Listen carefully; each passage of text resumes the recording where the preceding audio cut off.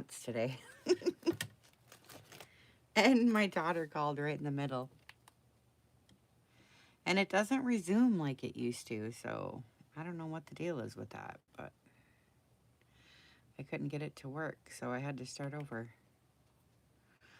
So, I'm back. This time, this time, I love doing decoupage, but it's rather boring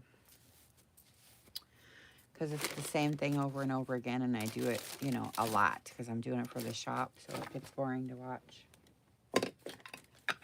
So I have somebody coming over to later, like 3 o'clock, to do a, hi Amanda, to do a reading. And so I want to get my listening skills going. Hi. So I brought my tarot cards. So we can do tarot and crafting at the same time. How's that? How's that grab you? You guys like tarot? I love tarot. So I look at it like universal messages.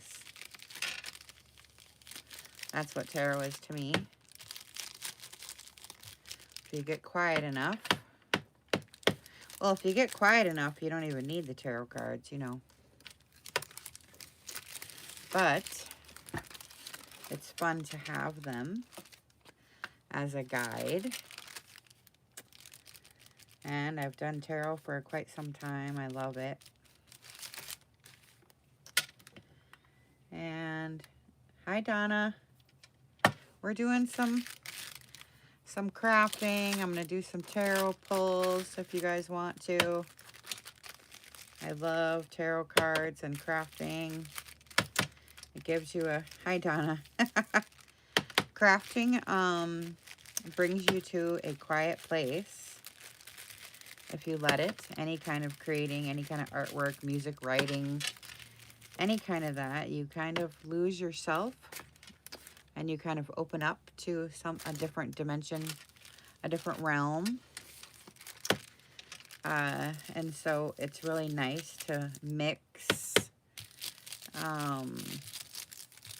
your crafting with your tarot if you want, because it helps you practice your listening. And that's really what tarot is. It's just listening. And it's a little bit of storytelling. Hi, Kayla. So we're doing some storytelling. Hi, Vicky. We're doing some storytelling. We're doing some crafting. We're doing some tarot. So I'll shuffle here. This is so cute. I love what I'm making. I'm making sheet music envelopes with parchment paper in the middle so we get the crunchy sound. And I'm using this dried marigold ink for my shop. I forgot to link my shop, or did I? I don't know. I did, but I think I linked the tarot reading for the shop. But you know, the link is there. But anyways, I got dried marigold and a bunch of other new ones. So anyways, so I have somebody coming over for a session, and she wants to do the unicorns, which is great. I love the unicorns. It's an oracle, more like, it's different than tarot, but it's kind of the same. But the tarot is beautiful. I love this deck. The fountain. It's really, really good. I love it. Let me see. I'm going to put this down just for kicks. Make sure you say hello. Tell me where you're from. Talk to me a little bit so I can get to know and feel who's here. Put on my listening cap. I know a couple of you girls that are here. Kind of helps if you say hi at least.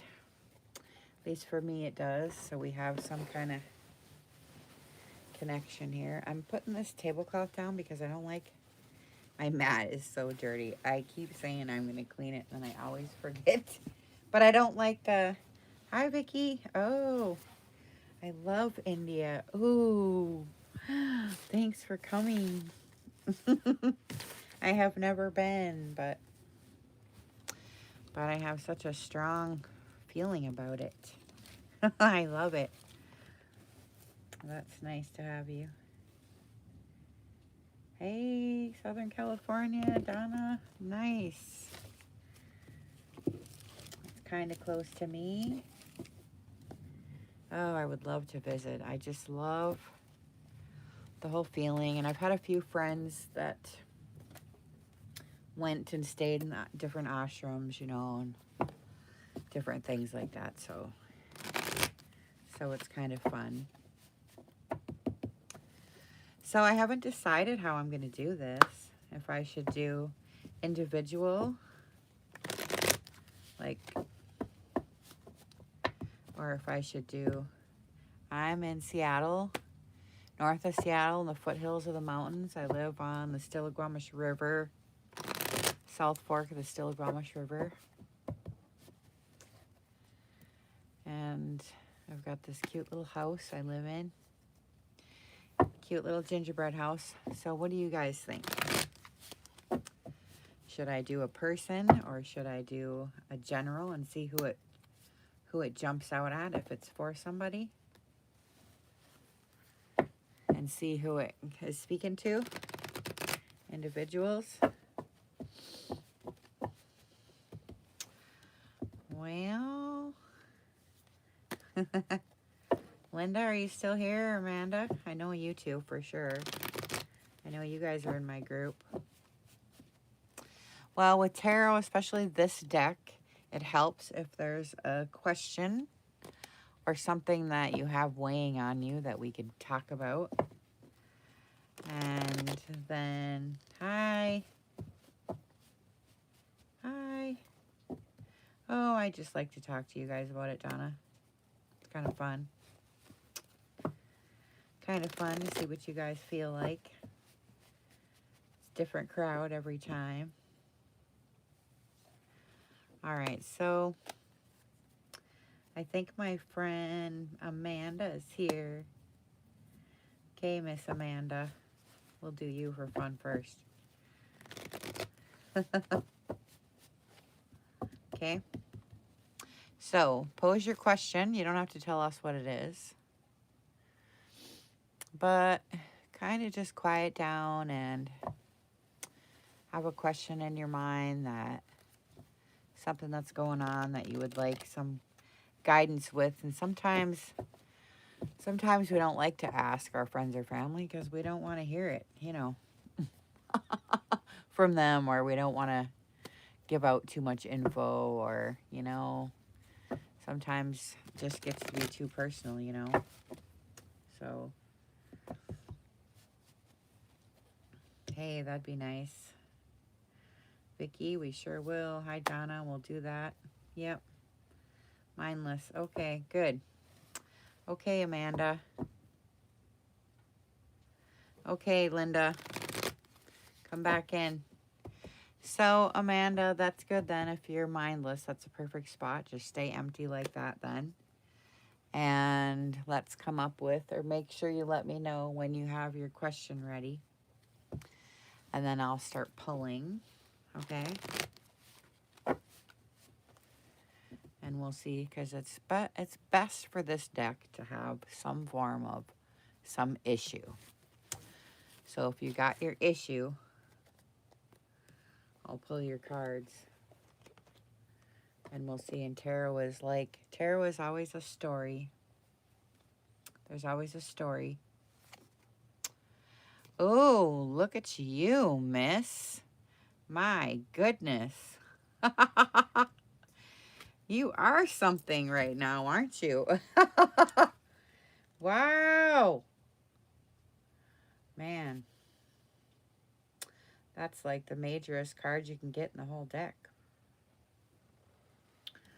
So this is the eternal context, you know, beyond human experience, where anything can happen kind of a card, you know. So I've never,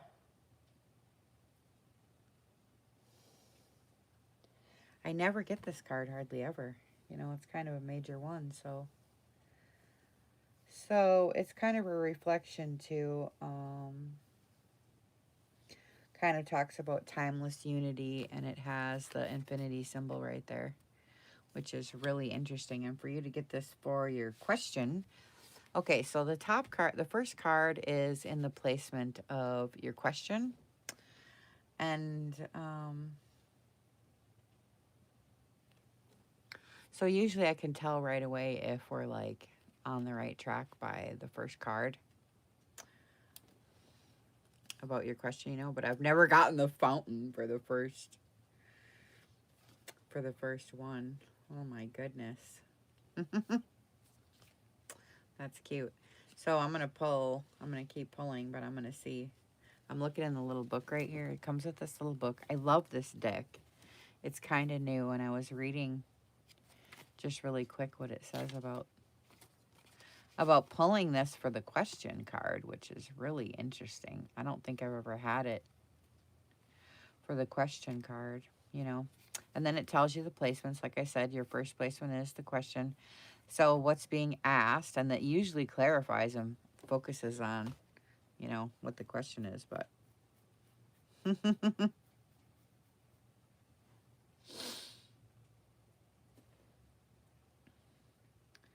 I know, right? I know, right, Donna? Can you imagine getting a major arcana card for the first one for the question? Holy buckets. That's pretty crazy. Anyways, I was looking to see if it had something to say about that just because I wanted to see it for a second, but anyways, so this is actually the best card because it's really talks about a moment. It's talking about a moment of cosmic clarity, and you can kind of see it in there. It looks like it's kind of like the Big Bang. Look at it. It looks like it's going to just explode, right? So it's talking about, you know, your sense of being awake, the end of some seeking. It's talking about an enlightened being and surrendering to that which you are, whole and perfect. So surrender is a really big thing, especially to what you are is kind of a major thing. So I'm going to talk about this for a minute, and I'm going to actually read to you what it says, and then I'm going to talk to you more about what it is. Hi, Linda. Oh, this girl started out loud and powerful right away. Look at, she got the infinity symbol. Major Arcana card. Okay. So I'll read you what it says, and then I'll tell you what I feel, okay? Okay, so the fountain exists outside and beyond the cycle of birth, death, time, and form. And just that one sentence right there tells you that this card is taking you beyond, well, everything and all of our ideas and our human concepts about birth, death, time, and form. So it's taking you right out of the physical realm and bringing you into the depths of the unknown, which is the only place that anything can ever happen. As soon as we think we know anything, we shut all the doors to, well, pretty much everything, only except for what we think we know. So that's kind of cool. Okay, so let's go on. It's nameless and changeless source, which everything is a part. So this is really cool because if a person can find this inside themselves, it helps you become quiet and very still if you can find your center of being. So that's really cool. So it is waking from the dream of separateness and identity and the recognitions of oneself as not only connected to all things, but are all things. Okay, so I know that this is kind of like a cliche thing to it. People talk about this all the time, but this is a really profound experience when it actually happens to you and you actually feel your connection to everything and everybody, and there is no separateness. You know, the world is full of people right now that are depressed and lonely, and it's because they can't see their connectedness to everything, because the brain likes to separate everything and pull everything apart into these categories and file it away. And that's what the brain is. And people don't understand that they are not the mind and you're not the body. And so this brings you right back to your being and your presence, which doesn't have anything to do with how you look, how you act, what you think, what your beliefs are, or any of that. So it kind of negates everything and brings you right back to your divine nature, which is where joy and, harmony come from. When you can get rid of all your human silly tricks and get down to just your divine nature, then, then that's where pure joy comes from. So when the fountain appears in your reading, oh, girl, here it comes. Relinquish all illusion of control and remain quiet. So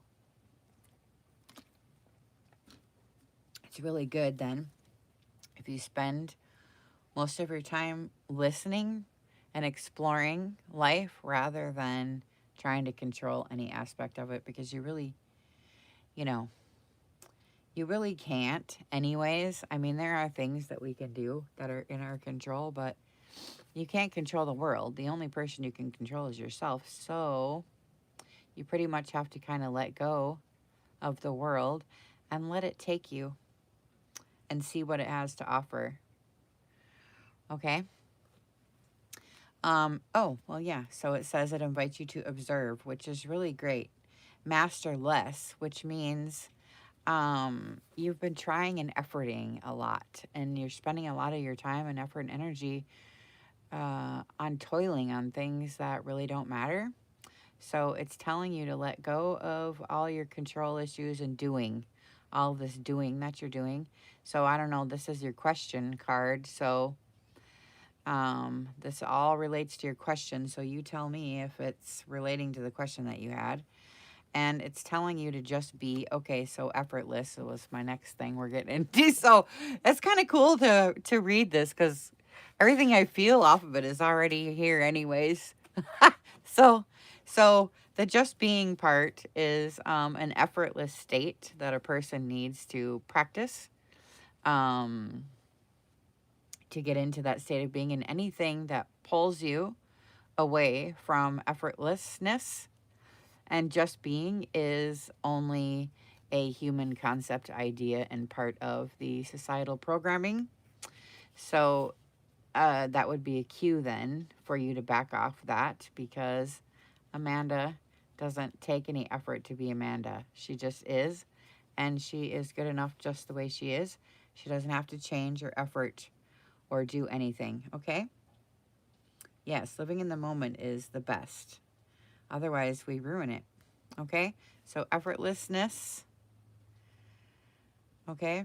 You are the voice and the breath of the universe. You understand that? There is no difference between you and anything. That's for sure. So if you understand that being the voice and the breath of the universe, people, this is what this is about, is people always say or think or believe or feel that heaven, for instance, is a far away place that we get to someday when we're dead. And that just simply isn't the case. I've seen it myself, so I can speak from my own visions that I get in my head when I do some of these readings, that heaven is here in the now. It's not somewhere that you have to get to. It isn't something you have to work for. It isn't somewhere that you have to find or be good enough to get in the door. It's always right here and right now. Yeah, Amanda, you feel really good. Like you're just like really you're just cute. You're just cute. You got your own little spark, and that's good. Okay? So the next, and I don't do upside down tarot. I just don't. So if it comes upside down, I just don't do it. Okay? So the next position then is the past. And it kind of talks about what has led you up till right now. Okay? Oh, the High Priestess. Look at you, girl. My God. Dang. Serious. It was upside down, but I mean, we can look at it and see what it says. But the High Priestess is yet another. Yeah. The High Priestess. Oh, man. You think she's scary? I love the High Priestess. I'm going to look for her. I'm going to read you exactly what it says from the book. And then, like I said, when I read it, no, the High Priestess is great. It's the whoops, let me pull it down here. Veiled Wisdom card. Yeah, this is a really strong reading. It's like, wow, right in your face. Veiled Wisdom. You see how she's sitting there, all chilled out? So this is a really good card because, so this is talking about your past, like I said a minute ago. So we'll talk about this. So the High Priestess will receive you if your desire is true and you're willing to explore your spirit free of the need for answers or religion. Okay? So we have to be okay with not understanding and not always getting the answers that we want, because we have human ideas and concepts that just don't apply to universal law. And so sometimes we are looking and searching for these things and they just don't happen, and we can never figure out what the deal is. So we have to understand and know that the answers to everything come when you reach a certain depth, when the questions go away. And religion is another kind of trap that has ideas, man-made ideas, that keep you from your divine nature. Because what religions do is make you feel like you have to be good enough. You have to do these things and follow this regimen, or you're not going to be allowed in the kingdom of heaven, correct?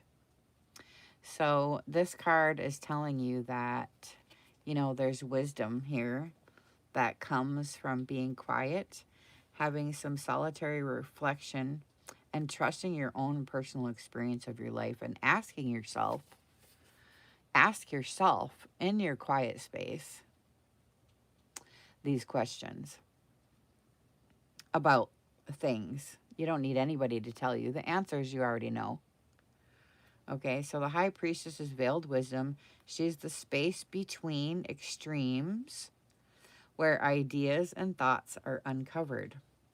Okay, so anything that comes from an idea or a concept is just human programming. It comes from your background, from your upbringing, from your what you were taught, you know, all these stuff. But any idea or any kind of wisdom that can come about comes from the quiet space of non-thinking. Okay, where you can, you know, it can emerge and expand, and it doesn't come from an idea. So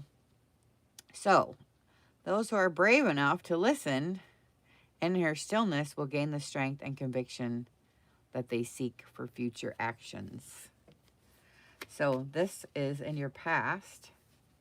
So it looks like to me that you have spent some time in self-reflection, and you kind of already can know and feel when you're getting played and when you're not, when it comes to rules and regulations of society. So you might already be a little trendsetter and not even know it, right? You might be already a little rule breaker and not even know it. So spending your time listening is a good deal. Okay, so the next card is, yep, past is a good place to look, but not to stay. Well, the beginning, the fountain card always tells you that really the past doesn't exist anyway. The only thing we have is right here and right now. The past is gone and the future doesn't yet exist. So we're always in the right here and right now. So the more time that we can stay right here, and in fact, that's what the crucifix is about, the more we can stay in this linear moment, you know, you have your enlightenment spot there because, you know, worry is the future, the past, you know, so staying right here, right now is the best way. So, okay, so the next card is actually you and your role in what's going on in your life right now. So this will be a fun one. Ooh, Ace of Wands. Cool. Of course it was upside down, but I don't do upside down. But this was upside down. I can read you what it says. And if it brings anything up and you want to talk about it in private, you can. But any of these that come in upside down really are going to hit you in a spot that you don't really like. Okay? Because when it's upside down, it wants you to do some depth work. And so there's some things that it wants you to look at. And so it did come. No, this is just for this one's just for Amanda, but I'm going to do a regular one after Terry. I know it's kind of long, but it's how it is. I can do them quicker and faster, but I don't know. This one's so powerful, I just feel like. And look, she got the Ace of Wands too, which this one cuts through all the crap. And that's her right now. But it came in upside down, so we'll just look. So I just want to mention the upside down thing, Amanda, in case you're listening, because it's talking about a lack of spiritual connection and a little bit of shallowness and poor intuition. So maybe you got a little bit of trouble right now, and that's what is gotten you in your trouble. And it even says a little bit of vanity. So if you want to talk about this stuff later, we can, you know, in private or whatever. But that's what it said for the upside down. Yeah. And then the Ace of Wands. Now I know that one's about cutting the crap. But here, let's just talk about it just for a second because it came in upside down. And I just want to tell you about the upside down really quick because it's talking about dull motivation and thwarted plans and uncertainty and a lazy spirit. So even though this is kind of a really cool, it's passionate energy card, which I can totally feel from you as soon as I met you. And even in your pictures, it's in your eyes. So you do have a passionate energy, which is really great. And that usually cuts through all the crap. You know, that's why it has this long sword right here. It kind of just cuts through everything. And it's about determination and creating or destroying something and bringing about transformation.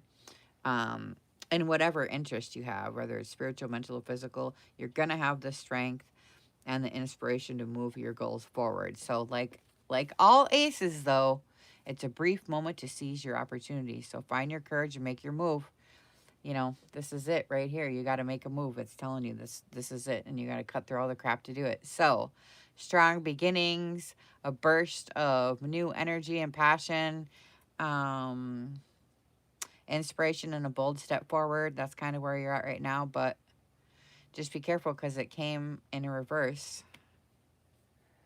So I don't know if you have dull motivation or thwarted plans or if you're lazy. We sure can. I have a link in the description box there if you want to book a private session. We sure can. Okay, Amanda, so the next card is your community card.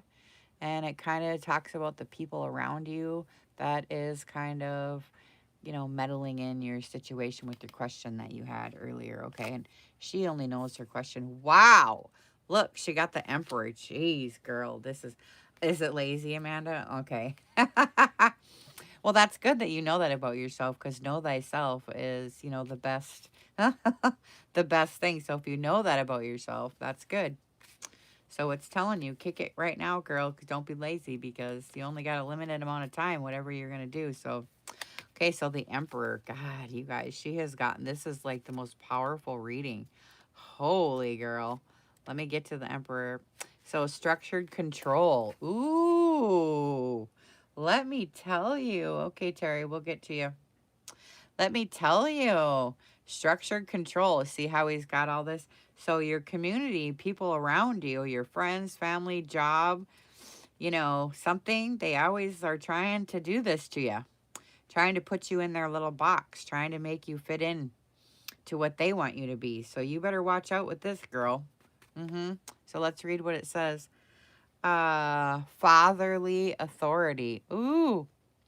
The emperor stands powerfully on his earthly foundation, manipulating the airy cube above him. With his head in the center, he uses his intelligence to create the structure of his surroundings. Yeah, see? Grand achievements are not built overnight. They require a mature coordination of foresight, planning, and bold fearlessness. The emperor declares that now is the time for exerting control over the situation, defining your limits, and showing confidence in one's abilities. Nice. So, structure from the chaos, self-awareness, what you're doing right now. That's is really good. Skillful execution, a confident leader, and protection and virility. Okay, so this is your, like I said, your community card. So watch out, girl, because everybody's trying to fit you into something. Right? Okay, so the last card, the middle card, this is the one that kind of puts and brings us all together and is going to give you the guidance. My God, you got the Queen of Swords. Girl, I am telling you. You are just so deep with this. I have never gotten such a deep reading with somebody before. I should have known when I looked in your eyes this was going to be crazy. Okay, let me find it. The Queen of Swords. Ooh, I love her. Let me find her so I can read you what it says, and then I'll tell you what. Let me find it. I'll tell you what I feel off of it. Oh, let me find it. Queen of Swords. I love this. Where in the heck is it? I'm looking. It's tough because I want to show you I want to show you exactly what it says, and then I can give you what my feeling is. Queen of Swords. Ooh. I love this one. You see how she's hidden behind the thing. Sharp grace. Ooh, grace is beautiful when you get into a state of grace. Ooh, sharp grace. Ooh, so this is, ooh, what I'm feeling now, girl. Ooh, ooh. Oh, I hate to even read this. Let me tell you what I'm feeling right now out of this. Ooh, sometimes in a state of grace, when you're in a state of grace, you got to make tough decisions to keep your state of grace and to keep your sanity, and your state of being is very precious. And sometimes you have to make decisions in your life that from the outside might not look like the best, or it might hurt somebody's feelings, or it might, you know, make you look bad or this or that. But sometimes when you're in the state of grace, you have to cut out things that need to be cut out, no matter how it makes you look. If it keeps you in your state of grace, in your state of being, and you can hold your heaven, you know, in your state, in your space, then sometimes you have to make tough decisions. So you got to decide what it is, you know, how you want to live your life. You know, are you going to be a people pleaser, or are you going to make decisions that actually what you really want to do with yourself? You know? Okay, so let's read what this says for a second here. Okay, the Queen of Swords has seen it all. She knows it all, and unfortunately has suffered more than her share of sorrow. See? So, fiercely devoted to those she loves, she will nurture ideas and conversations with crystal clarity, using reliable facts and candid, if not harsh, honesty. Nice. That's what I love. People say I'm brutally honest, but you know, sometimes you have to be, because otherwise you walk around in this little illusion that you've made for yourself, and you really got to cut through the crap sometimes. Okay? So let's see. Where am I at here? Careful to protect yourself. She is not known for her warmth. But if it is the answers you seek, she is the one to solve them. Don't waste her time or betray her. She will coolly cut you down with poise and a smile. So this is exactly what I'm talking about. You have to get in your state of being that no matter what happens, no matter what, you are the number one. And it doesn't matter what anybody thinks about you, what they say about you, what they post about you, what. It doesn't matter because you can smile and you can walk away and you can have little your little space as your own little life, your own little spirit, your own little thing. And it doesn't matter. You don't ever have to look at what anybody else is doing. You just do what you want to do. Okay? Thanks, Linda. Isn't that beautiful? You had such a beautiful, strong reading. Gosh, I got the chills. Oh. And then usually when we do a reading, then if we need any follow-up, then I pull a unicorn. But I feel like this was like, we don't have any questions, girl. You got the answers here, right? Mm-hmm. And you can either book, you can book a private, you know, pull one for Amanda.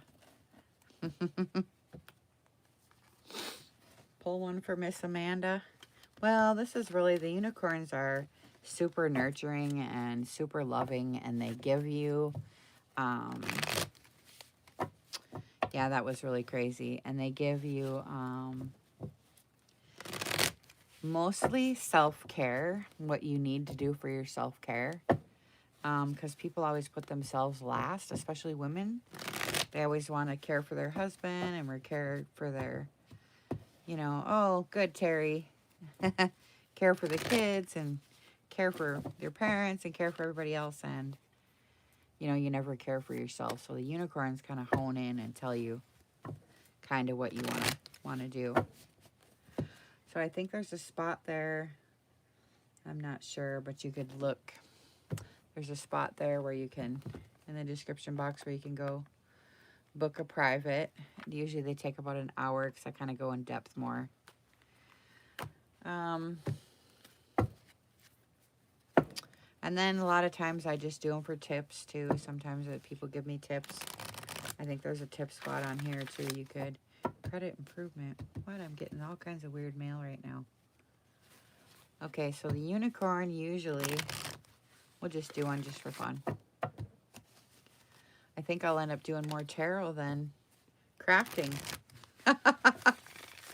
Huh. Didn't know tarot would be so popular. I love to do it though.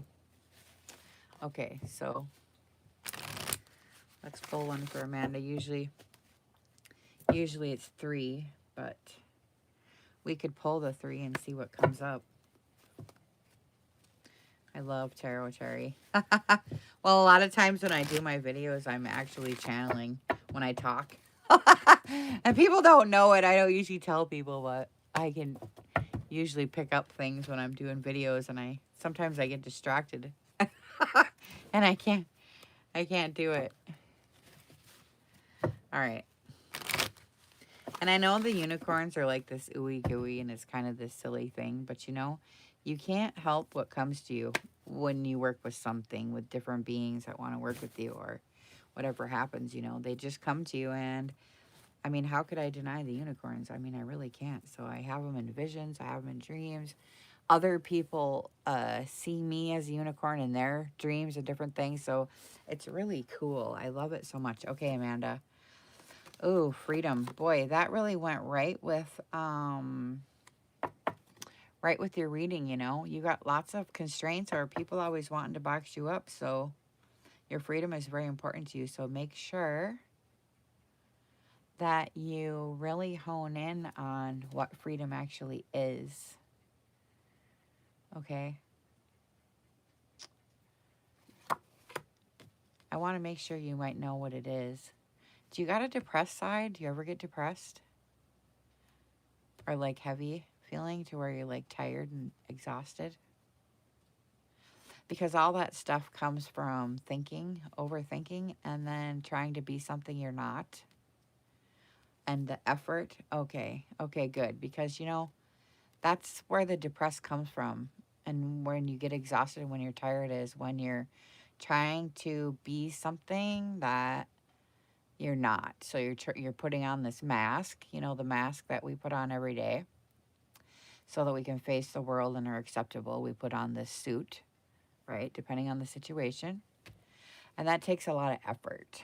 And then when we go out there and we have our suit on and we go talk to people or something and they still aren't happy with what we're doing, it's exhausting because we're already trying and not happy trying. And then they're still not happy with what we're doing. And it's very exhausting.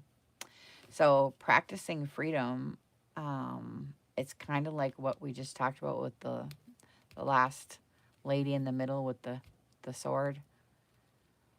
It really is taking care of yourself. The decisions sometimes are hard that you have to make, but in taking care of yourself and making sure that you're living free, sometimes you have to make decisions that are kind of difficult. And I can give you some examples if you want to, you know. But mostly anything that you think you should is a tell. You don't have to should anything. You know what I mean? So you don't have to put so much effort into being Amanda, you know? Okay? And the next one is, trusting. Leap into the unknown, have faith and move forward. Oh, leap into the unknown. That's really great. The trusting is a big deal. Like, especially for somebody who is, because I know you had that control, a little bit of a control issue in the beginning there where it was talking about relinquishing all your control. This kind of goes back to it.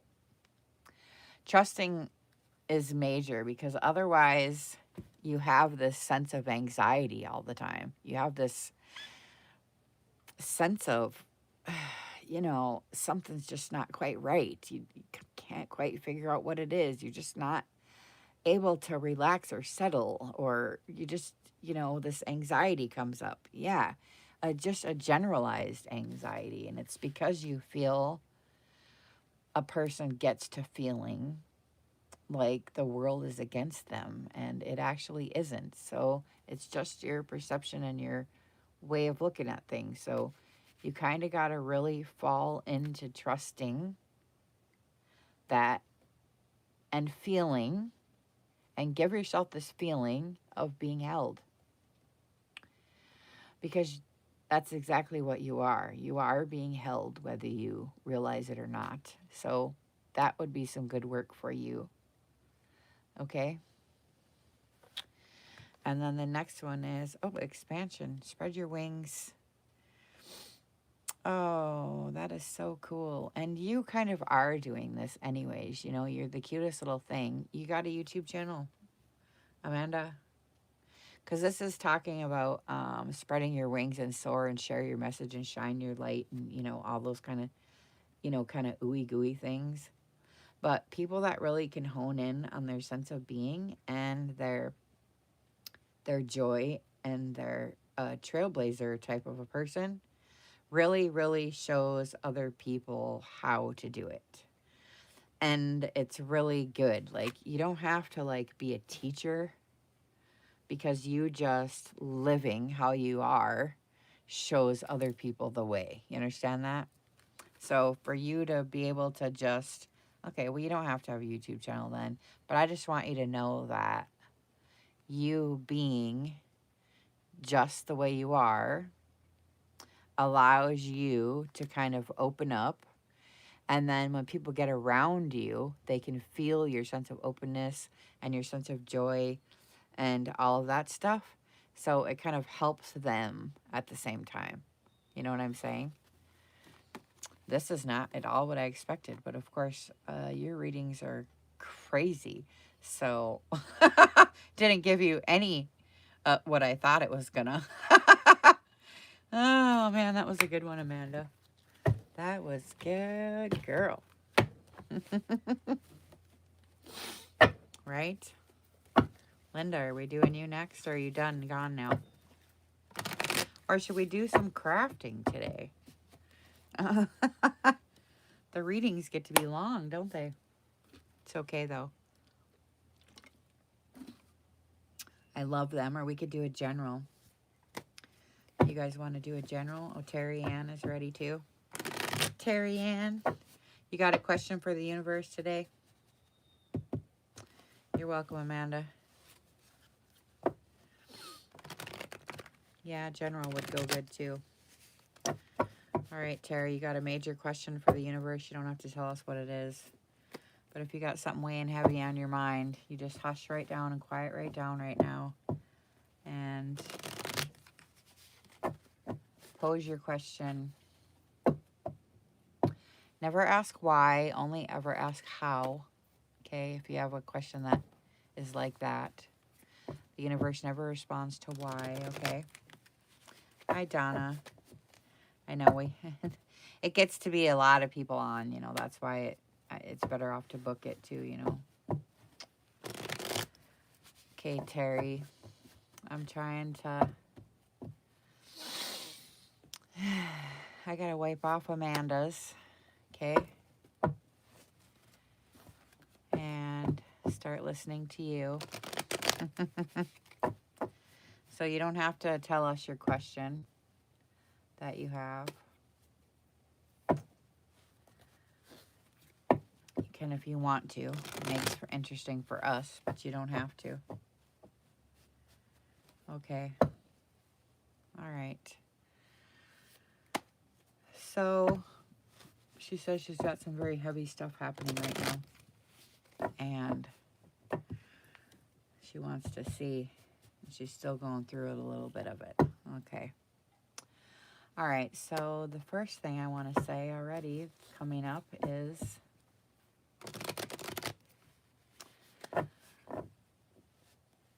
the importance of what's happening on the outside.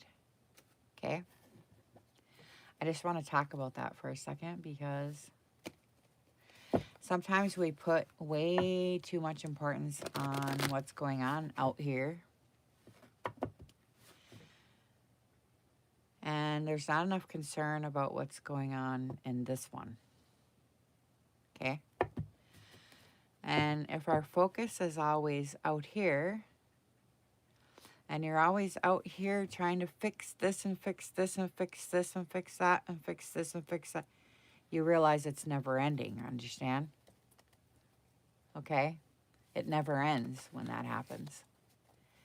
So we can never control or fix what goes on the outside. And what's happening out there is only a reflection of what's going on in here. Okay?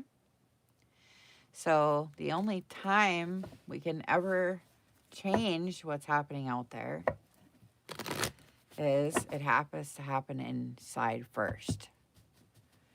Otherwise, you get the same happenings over and over again. You know, sometimes you get in a loop or a rut. You know how that goes? And you keep having the same issues coming up over and over again. It's because you're only trying to fix this out here and you're not changing this. Okay? Okay, so let's look at what she says. Here we go. All right, Miss Terry. Oh, 7 of Wands and upside down. You know I don't do upside down, but we can still look at it. And this is your question spot. Ooh, this is interesting. I can feel it coming already. 7 of Wands. Okay, so it feels like you got lots of stuff coming at you here. And you have, well, this is an unshakable determination card. So you feel like you're grounded right in this spot here and you're doing this. This is exactly how you feel. That's funny. Okay, so I'll read you the story of the card and then I'll tell you what I'm feeling off it, okay? So a man is attacked in broad daylight by a gang with 6 wands. He's clearly outnumbered, but a quiet certainty embodies his confidence. He will stand and defend his ground. The encounter is unexpected, but what is more surprising are the faces he recognizes as some of his friends and colleagues. You may be in a situation where you feel opposed or betrayed, but from this height, you have the advantage. Nothing can stop you from meeting this challenge head on. Okay. So, this is telling me that you've got all these people coming at you, and some of them are like, oh my gosh, that's my best friend. Why is she doing that to me? Or, oh my gosh, my sister is, you know, trying to make me do this thing, and, you know, whatever. It's like you have all these familiar people. Is it the good? Is it good? Yeah. Yeah, it's good. So you have some familiar people, maybe some not so familiar, that are, you know, surprising you a little bit. Family. Okay. All right. So it says you may be in a situation where you feel opposed or betrayed. But from this height, you have the advantage, so that's cool. Nothing can stop you from meeting this challenge head on. So if your question had anything to do with the meaning is that it's triumph against all odds. It means that you're gonna have to pull out some bravery, unshakable conviction. Thank you for the order, Sherry. Oh, share, create, and inspire. Thank you. Oh, tarot is always strong. Tarot is always strong, especially if the connection with me and you is good, you know, depending on the listening skills. If you're open to it, it really comes through good. But you can always tell when you have somebody who doesn't believe. I really got to pull hard, but you seem really pretty open, so it'll work. It works better when you're open. Did it come up upside down? I think it did, didn't it? I think it was. Okay, so when it comes... Oh, thanks, Donna. We'll spend some really nice, quiet time together. It'll be great, I promise. So anyways, it came up upside down, which means that you have a two-faced coin. We're always two-faced, especially if you're a Pisces or kind of an undecided kind of a person. So it came in upside down, so that means you might have a little bit of apprehension, and maybe a little bit of fear. And you might even have already hesitated and then seen a loss because of your hesitation. And you might have, you're a Pisces. I knew it. When this comes in, I know it's a Pisces when it's upside down because. Happy birthday, miss. Okay, so don't let your indecision and your Pisces ways, you know, whatever your question is about, you got to watch your tendencies and your depth work there, because your tendency is to be undecided and hesitate. So in this situation, it's telling you not to do it. Miss Thing. Miss Thing. Okay, so the next spot is your past and kind of what has led you up to right now.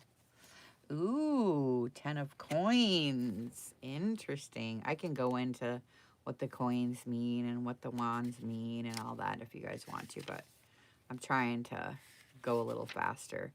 So the 10 of coins talks about true riches.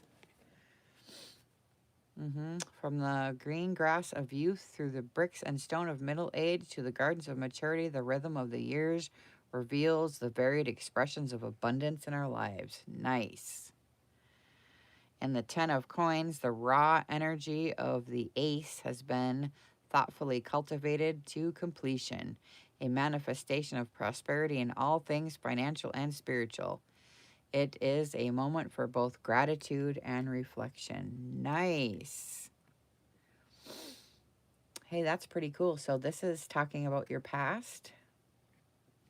So you must have done some careful work and have a good attitude about seeing the abundance in life, and you have kind of a positive way of looking at all of your gifts and everything that you have, right? Thoughtfully cultivated, which means you're not going to take any other way. You're just not going to have it any other way. So that's really cool when a person can cultivate their whole life into being grateful.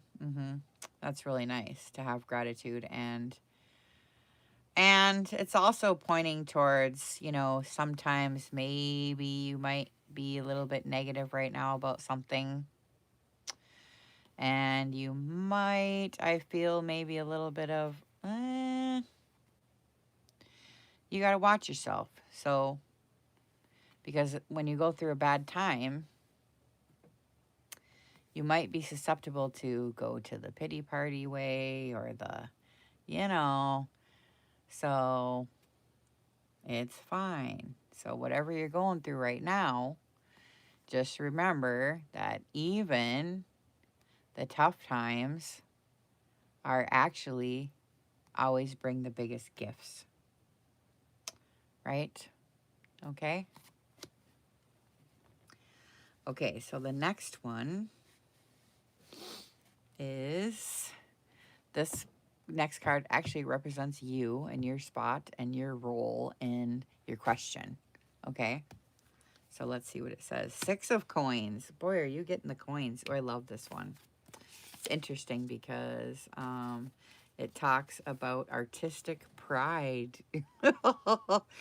Oh, it's talking about the craftsmen and how they focus intently on completing projects, combining their heart and hands and head. He is proficient in his job and is committed to something more. So the details that go unnoticed and that are seemingly insignificant to others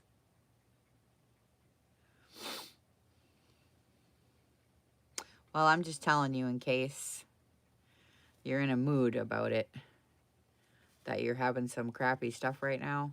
This is what's gotten you through, and it'll get through this. You know what I'm saying? Okay.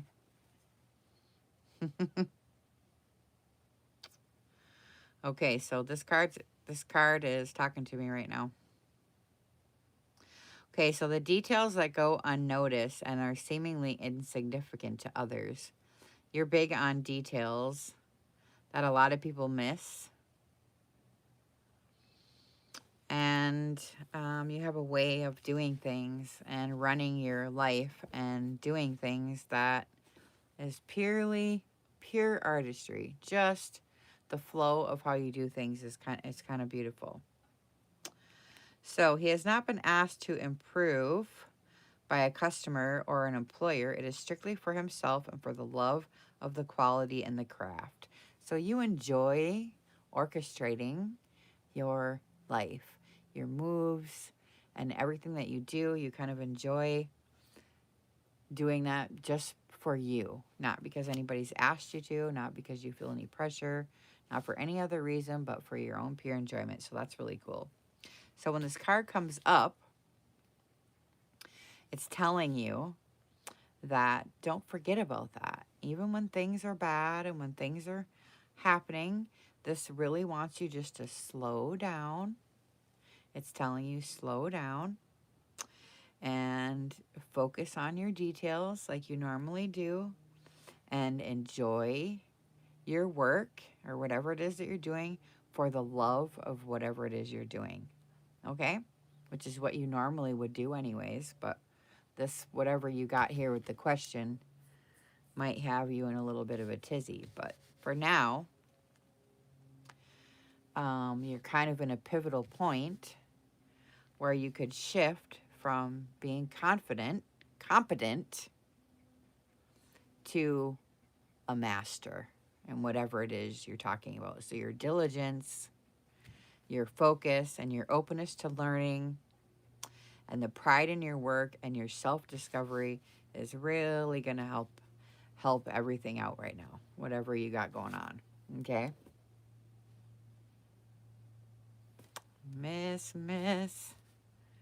Okay, so your next card is going to be your community card. And talking about the people around you, we kind of got kind of what's going on with your card here. But we'll see what it has. Afternoon. Afternoon. All right, so this one is the Queen of Wands. Ooh, and she's upside down too. So let's talk about the Queen of Wands. Oh, she always feels so beautiful. I love her. Well, let me get to her so I can read you what it says, and then I'll tell you what I'm feeling. Oh, she's always so pretty. So you must have, well, let me, yeah, it's upside down. Ah. So charismatic compassion. I always love her. She's so beautiful. She always feels so nice. But she's upside down, so this is kind of funny. An upside down one. So normally she's the queen of compassion and warmth and generosity and, genuine concern for others. But it was upside down and it's in the community spot. So it could be talking about, now you listen here, only you're going to know. But it could be talking about whoever is really overbearing personality, somebody right now. There's the opposite of her. So there's some jealousy happening. Maybe you have some self-doubt, maybe. Well, it couldn't be you, but maybe it's your community card. So, but your community reflects on you, so it could cause some self-doubt. But what we're talking about is your community. So untrustworthiness, unpredictable, inflexible, and maybe passion to a fault. That's what the upside down part is. So you kind of have to decide what that's talking about your community, because charismatic compassion, when you get the Queen of Wands, it's usually she's just in love with life and she's feisty and spunky and she helps you complete your tasks and she's all reward. Hi, Miss Carrie. You know who it is? Okay. So if you know who it is, we're going to pull the next card, and then it'll kind of give you and lean you towards a direction, okay? Okay? Oh, Knight. You got the Knight. Oh, that's cool. The Queen and the Knight. That's really neat. So, inspiring possibilities is the Knight of Wands card. King of Wands. Oh, this is the Knight. Oh, it's not the King. That's the Knight. Oh, jeez. The Knight. Okay. Here it is. Hi, Vicky. I was reading it wrong. I was like, what? Whoops. Knight of Wands. I was on the wrong page. Restless Spirit. This is a cool card. Restless Spirit's really cool because it talks about taking action in the midst of rapid change, an adventurous spirit. It talks about enthusiasm, passionate persistence, fierce loyalty to friends and causes, and a journey or change in residence. Are you going to move? Are you thinking about moving or making a big change? Okay, restless spirit. So this restlessness. So this is going to be the answer. Okay, so we're going to talk about it more. Kind of the answer to maybe your question and maybe how to deal with this person or what's going on here. Okay, so the Knight of Wands is moved by passion and his actions are bold, dramatic, and impulsive. Okay, so it's not talking about literal moving then. So this is just a life move or an inside move, You have to make moves sometimes, always, to keep your peace and your space. So he is adored by others for his loyalty and charisma, which some mistake for confidence. Though he can sometimes be overbearing, he is in need of kindness. He is pure and a faithful ally and will help move things into action. Cool. So controlled action in the midst of rapid change.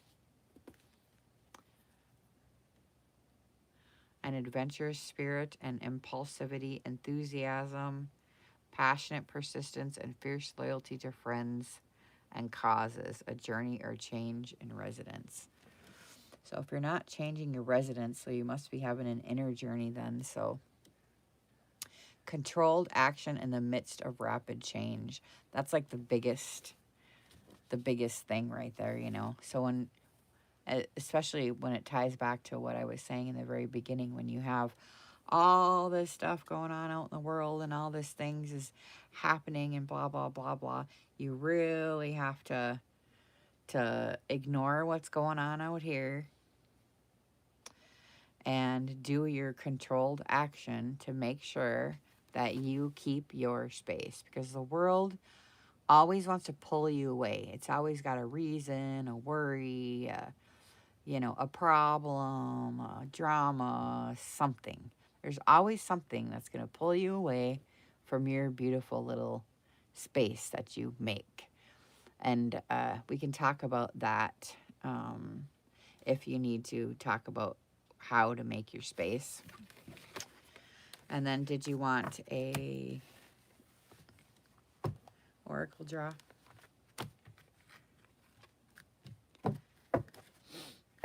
We'll do a couple oracle draws. Thanks, ladies. Your bubble, yes. Your bubble is your most important thing. Out here is not what's the important thing, and anything out here only comes from the bubble to begin with. So worrying about putting yourself first, doing your self-care, doing what you need to do to keep your space is what you need to do. It doesn't matter if it makes you look bad or if you disappoint somebody or you know, whatever, you know, the scenario is. It's your life and your space to hold. So it's up to you to get there and then maintain it. Okay, nature. Oh.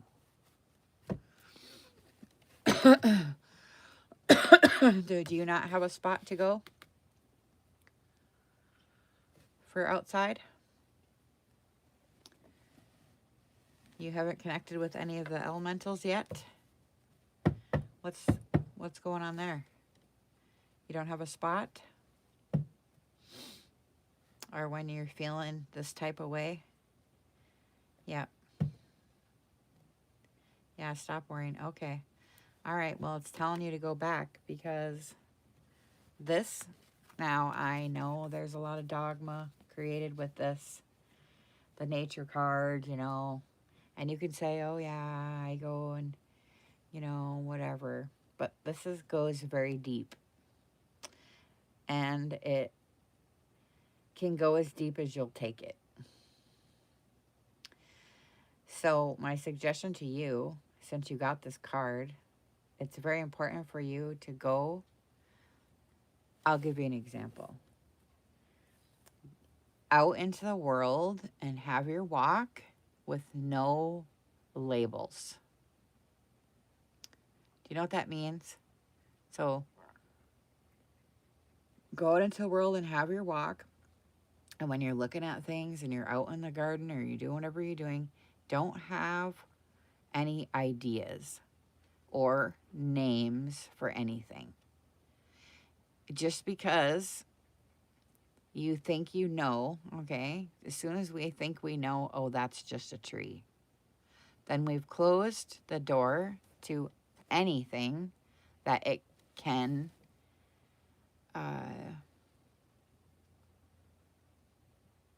any way of it communicating with you. The door has been shut.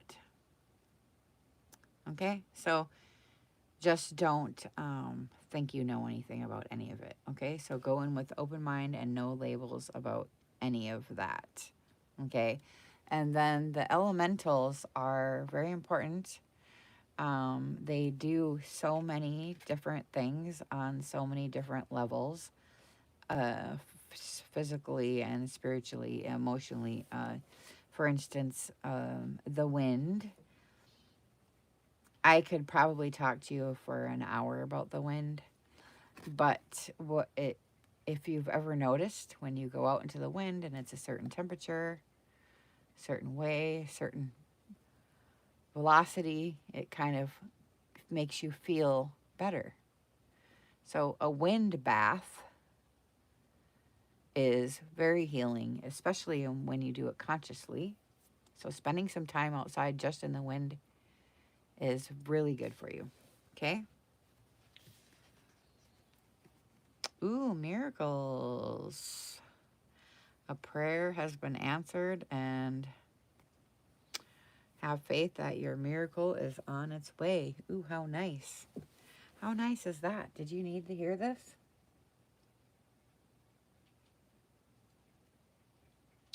You know, miracles happen every single day.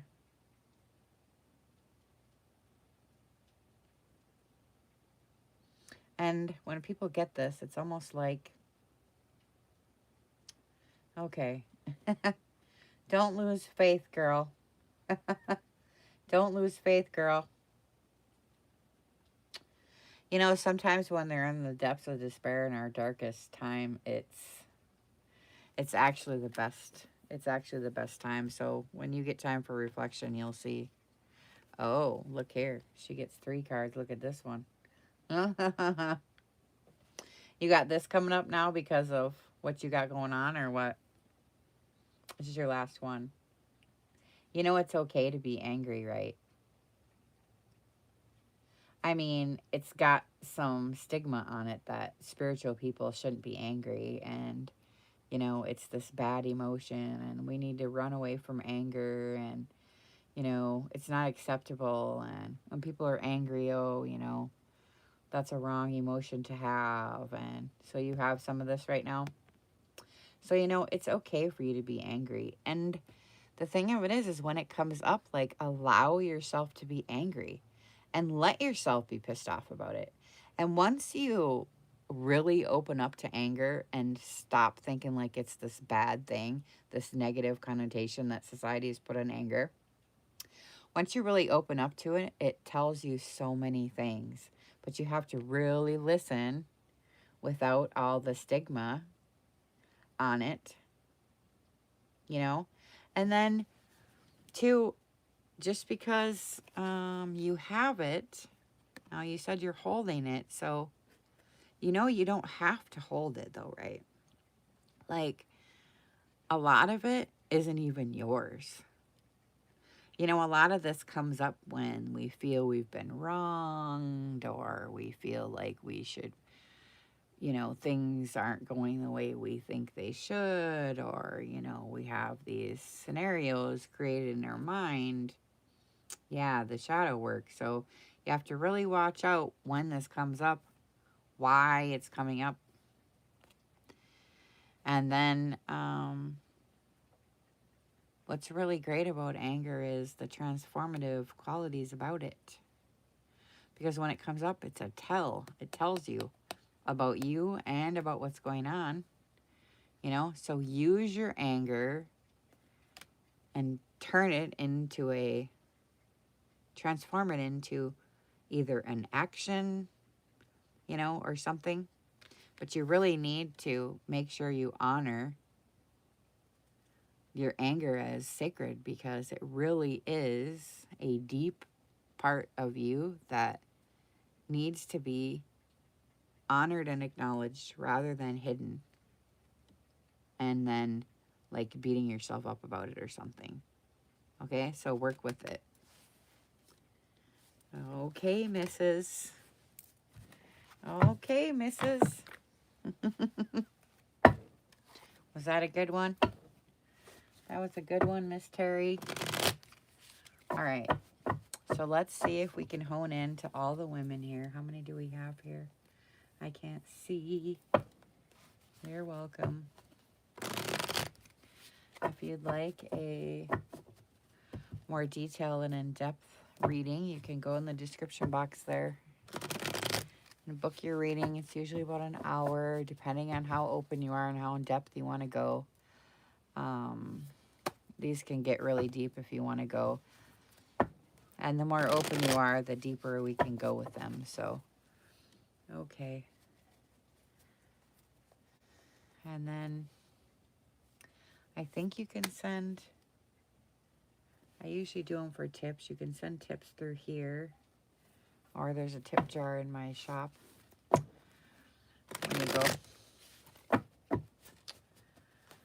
Okay, let's see. Okay, should we do some crafting for a minute, or are we going right to some more tarot? I should have just done a tarot video, not a crafting video. Should we do a general, or we're going to do another personal? What do we think today?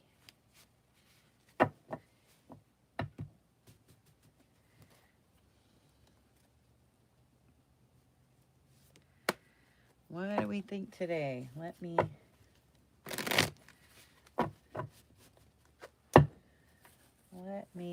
I want to light my candle here. I got my unicorn candle. You ready, Vicki? You got a question? You got a question you can pose?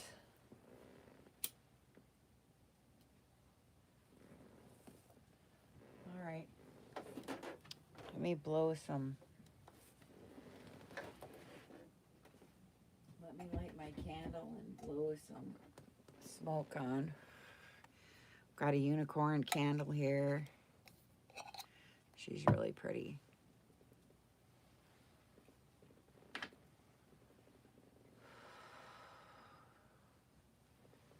I have sage smoke and sage bundles in my shop too, and I have lots of little altar kits and different little metaphysical things. Well, we talked about the trust and the why. Remember, I told you guys earlier, you can never ask why, only how to overcome it. Because the why is only going to get you lost in your story. And if you get lost in your story, then that's where you're going to stay. It's just in your story and your fascination with your story. And it leads you in a different direction, okay? So your question could be more of a how. How can I overcome the trust issues? Which we discussed already, kind of with the unicorns.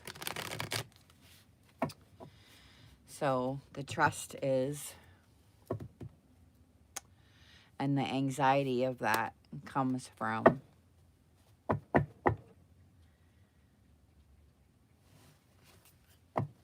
you have a little altar? Yeah, I have mine set up too.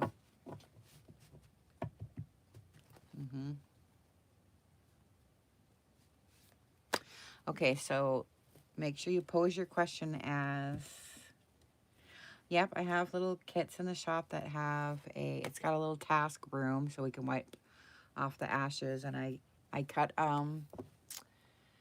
willow discs from the branches of my willow tree in my yard, which is a very powerful tree. And then I give you some salt spoons and a sage bundle,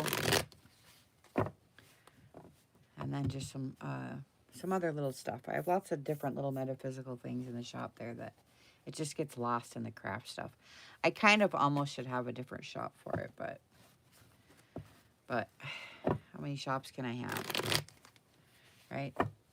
Okay, so if you have a general trust issue then with life, then let's pose your question as that. If we have it with a certain person or, you know, with people in general, we could do it like that. But if you have a general, and I know what I would say about this, but I kind of want to say,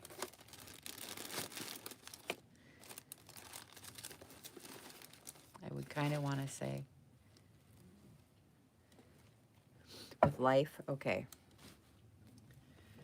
I seen your question, Carrie. I want to tell you something that came into my head right away when I seen your question, okay? The sleeping. Oh, and the health issues. Oh, okay. Now we're getting somewhere, Vicky. Okay. Okay, Carrie, first I want to tell Carrie something because it popped in my head when she asked that question.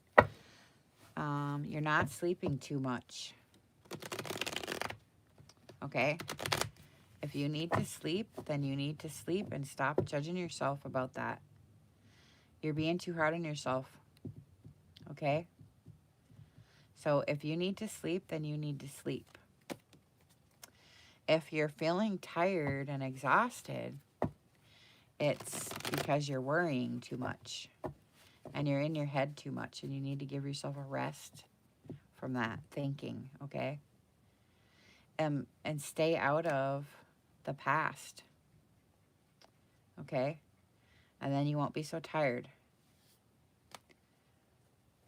But it's the thinking that is exhausting for people, okay? And then just allow yourself to sleep when you want to sleep and don't worry about what other people think of you or your own judgment of yourself. Whether you think you're lazy or you're whatever. Whatever attachment you have to sleeping too much, whatever you think about that, let all that stuff go. And just be really soft with yourself and let yourself sleep when you want to sleep, okay? And just don't worry about things. Okay?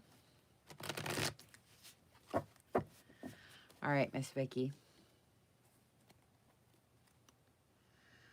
Okay, Miss Vicky she's got trust issues, and this is about health. Okay, so she wants to know how she can overcome her trust issues as far as life in general, but her health is okay. I got a lot of stuff coming through on this one already. Oh, girl, you got lots of stuff going on here, don't you? All right. So, Vicky, the first thing I want to tell you before we even get going is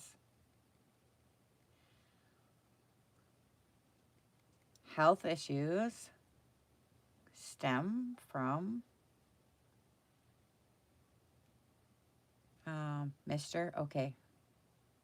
Okay. Okay, Mister. I see your picture now. Sorry. Most of the people that watch me are girls from my craft group, you know. Sorry. Okay, so it feels like you need to make friends with your body. That's the first thing.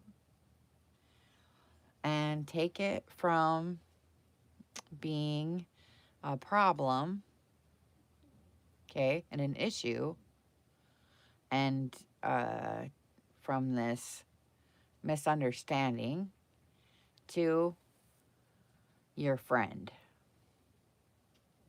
okay? And then another thing is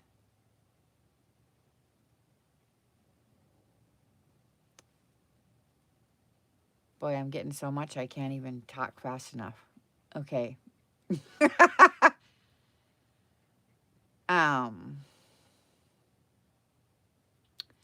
Your way of thinking affects your body, okay?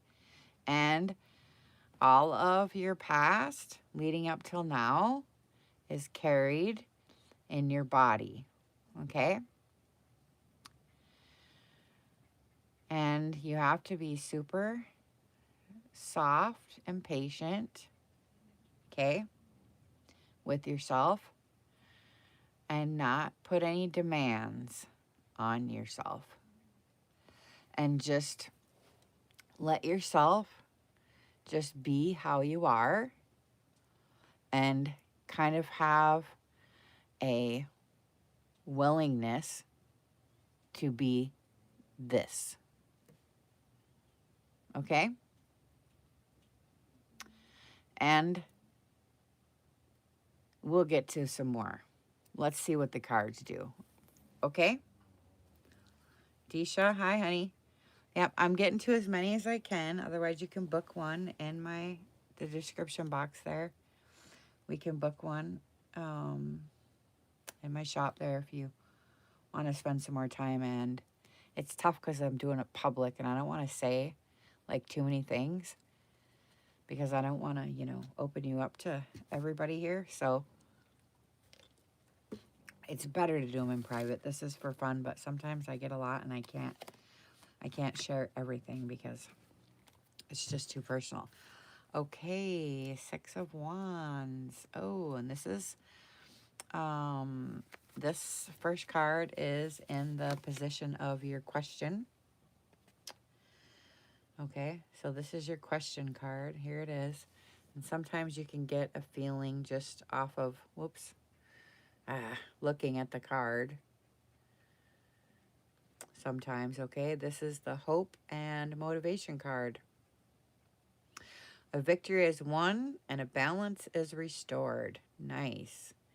People love their champions as symbols of hope and strength and potential in themselves. And heroes love their admirers for their recognition and their energy to reach higher and higher. So whichever role you are playing, honor and value the other. This symbiotic relationship has the potential to move all of the parties forward, but don't get too addicted to the high. Inevitably, we must all triumph over our own individual battles. Today, however, enjoy the parade. Okay, so that's cool. So have you had some kind of public recognition or some kind of victory lately or some kind of great news and you kind of have, you know, people around you going rah, rah, rah? If not, then maybe you're one of the ones cheering somebody else on and going rah, rah, rah. Right? So the question, let's see what it says here. Renewed potential, charisma, adoration, and hope. Nice. Okay. So this is just saying to you that all your triumphs and everything that you do in your life, inevitably, you have to do on your own. Every decision and I want to say, all the crap on your plate, you know, nobody's coming to help you with it.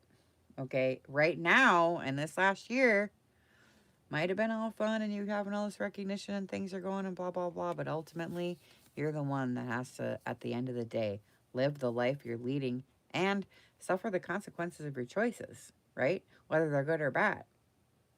So right now, it's all good. But just know that there might be a time where you're going to be doing all this great stuff or doing this stuff and nobody's going to be there. And you just have to make sure that you're okay with that and know that that's really the way it is. Right now, you might be having this little parade and it's all great, but don't get used to it. Because ultimately, everything we do, like I said, is, you know, our decision. Okay? Okay, so let's do the next one. The next position is your past, kind of what has led you up to now. And this is so dirty. I'm sorry. This is usually a craft. I'm not even using my beautiful tarot stuff right now. I really didn't think I was going to get so many people on doing tarot. I thought I would just be doing my crafting, but everybody's into the tarot. So anyway, Knight of Wands. We just had that one. Nice. Knight of Wands. So we know what that is about already.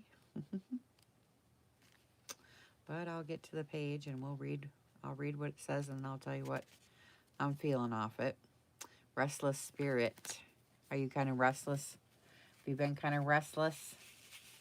Got a restless spirit kind of in the past? Anyways, the Knight of Wands is moved by passion, and his actions are bold, dramatic, and impulsive. He's young and a determined seeker, not yet aware that the truth he seeks is inside of him. Ooh, that's a really good one. Ooh, that's a really good one. Okay, this is great. Oh, I have so much coming out right now, I can't even deal. Hold on. I gotta go slower. Whew. Okay. Not yet aware that the truth he seeks is inside of him. So, I'm curious.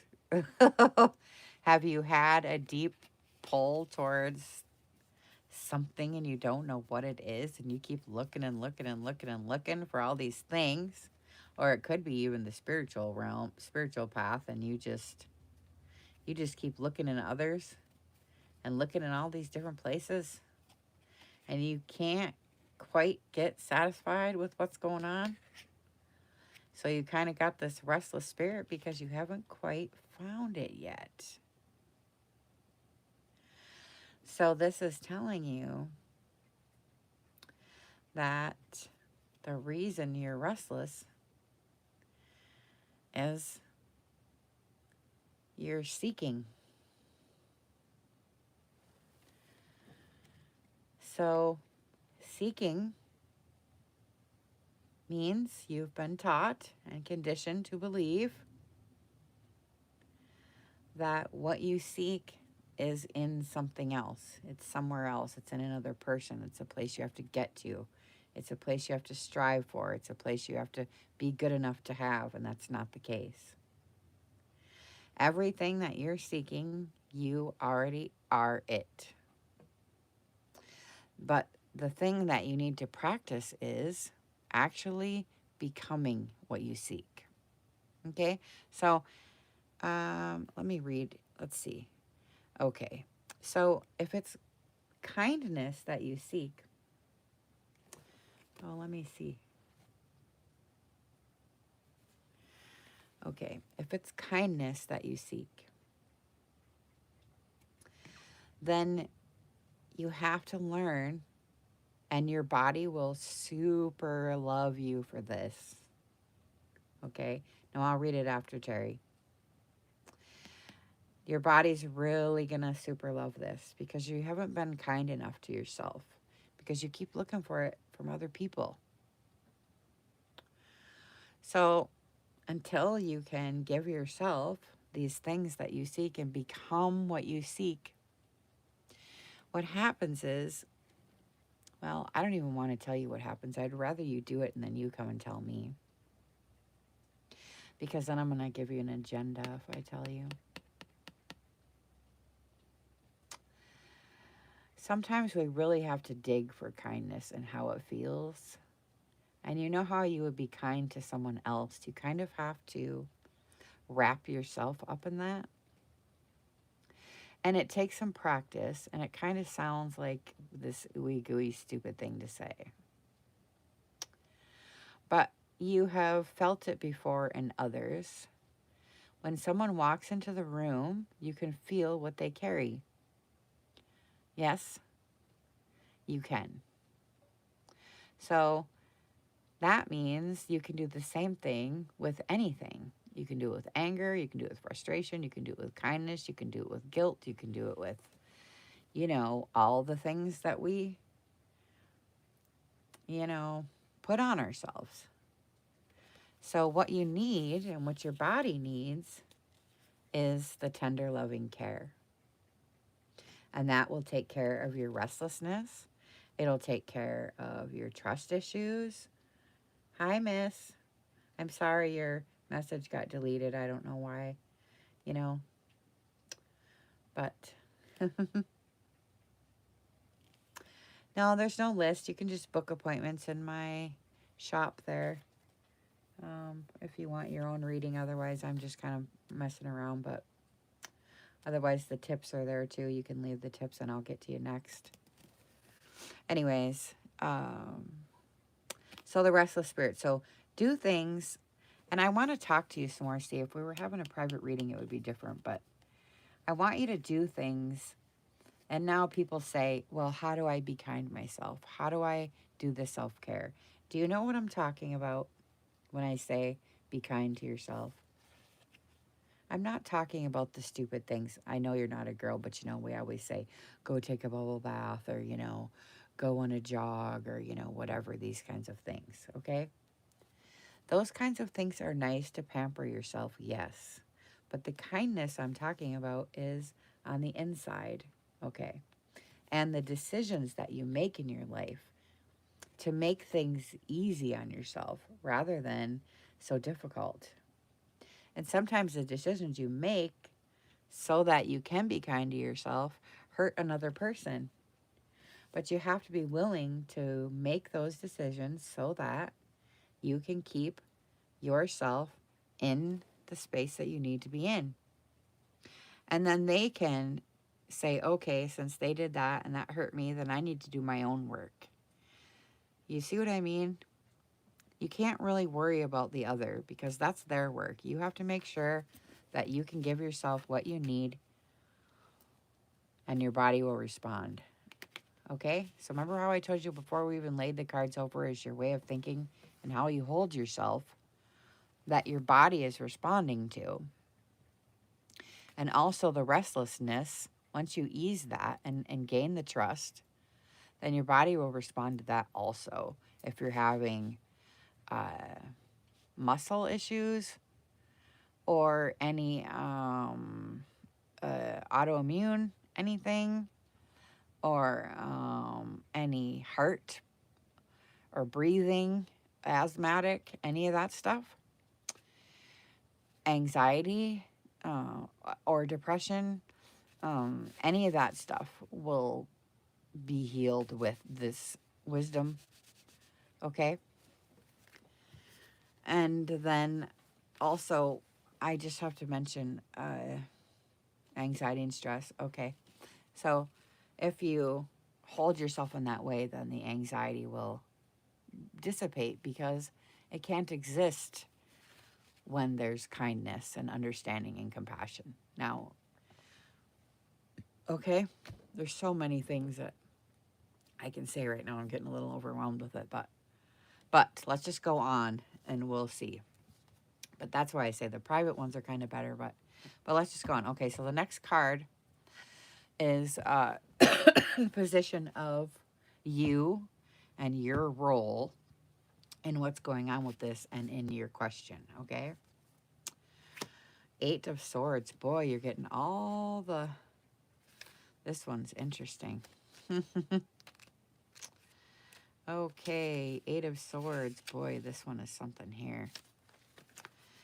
So I could say a lot, but since this is in the public eye, I don't want to say too much. But this is showing me there's a lot of fear. And when fear is carried in your body, that creates a lot of muscle tension and stress and anxiety when there's a fear. And the fear also comes from your lack of trust, okay, in your relationship with yourself and the world and how it all runs and everything. So we can talk some more about the trust thing, but it'll come out. But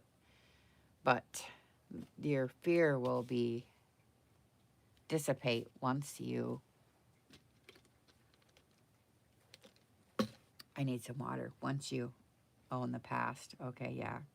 So for you then, some really great depth work for this for you then is to make sure that you stay. Do you know how the cross, okay, and then it has that little circle in the middle, you know, that it's a Catholic symbol, but the meaning of all that stuff gets lost in translation.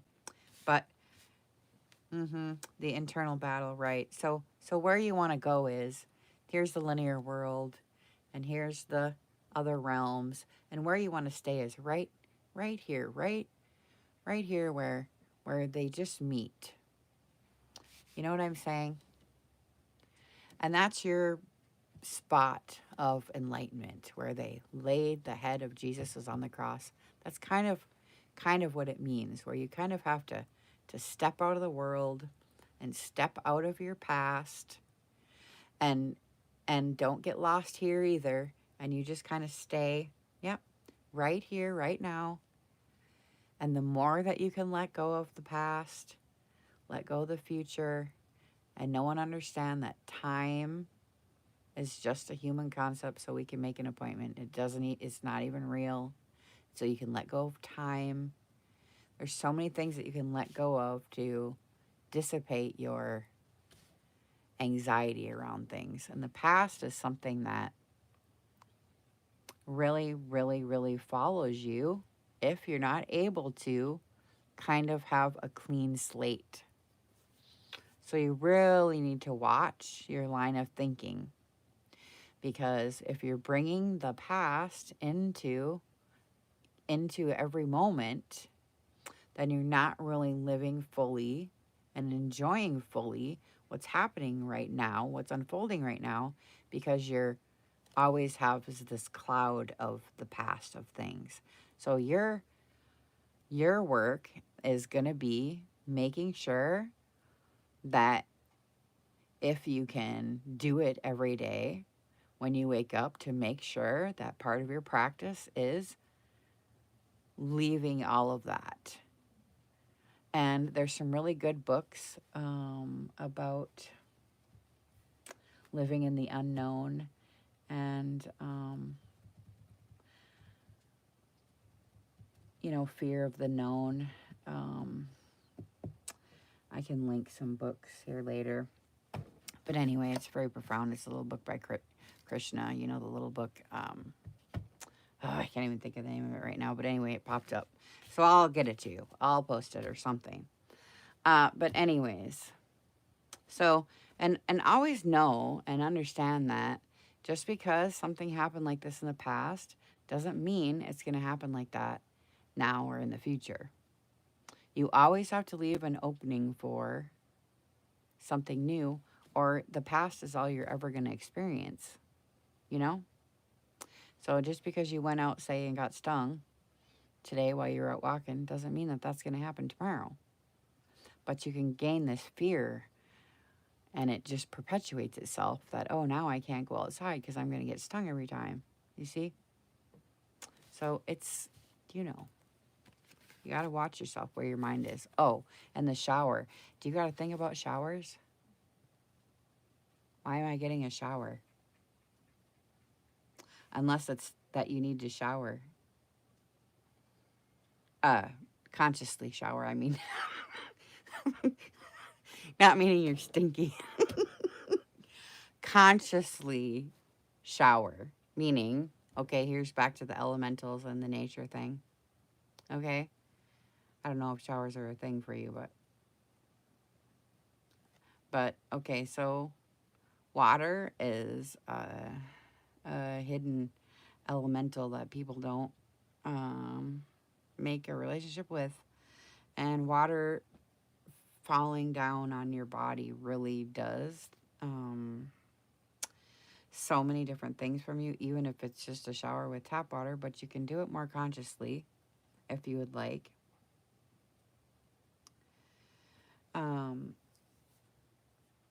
Okay, so if you consciously take your shower and let yourself be open to the fact that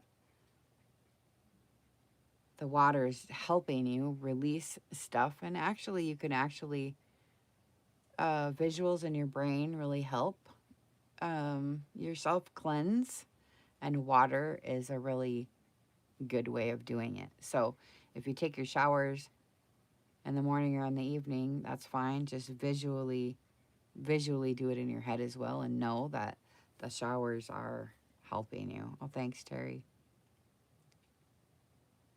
So one thing I want to say is, yeah, cleansing. So I want to say, because I see your comment here, that you tried to connect with the universe. Okay, so Okay, so here's what I want to tell you about this. First of all, trying is too much effort, okay? And there's no trying involved in any of this because you already are this. Remember when we went back to the card that says everything you're seeking, you already are. So you're looking at yourself as if you have to connect to this universe that's over here. And I need to do this work so that I can go over here and connect with this universe over here and become one with it. Okay? When actually, if you remove the belief of that, okay, take that off because that's just what you've been taught or an idea, a human concept, an idea. Because of the way the brain works, the brain wants to separate and compartmentalize everything. So we think that that is real and true when actually you already are the universe. You don't have to spend any time trying to connect to it because you already are the entire, you are it. You are it already. So everything that you think that you have to go do and seek, it's only an internal. You need to go in, not look out here at some far off place you need to get to, okay? So once you stop that seeking, you're going to find the stillness, and that's what you're missing. Everybody needs to learn the stopping because there is nowhere to go and there's nowhere to get to. There's nothing to do. There's nothing happening, right? We're just here living, okay? Okay? Your heaven, for instance, has been taught to us that it's a far off, distant place that we have to work towards to get to, and then we'll be judged by our efforts. And that isn't so. That was made up by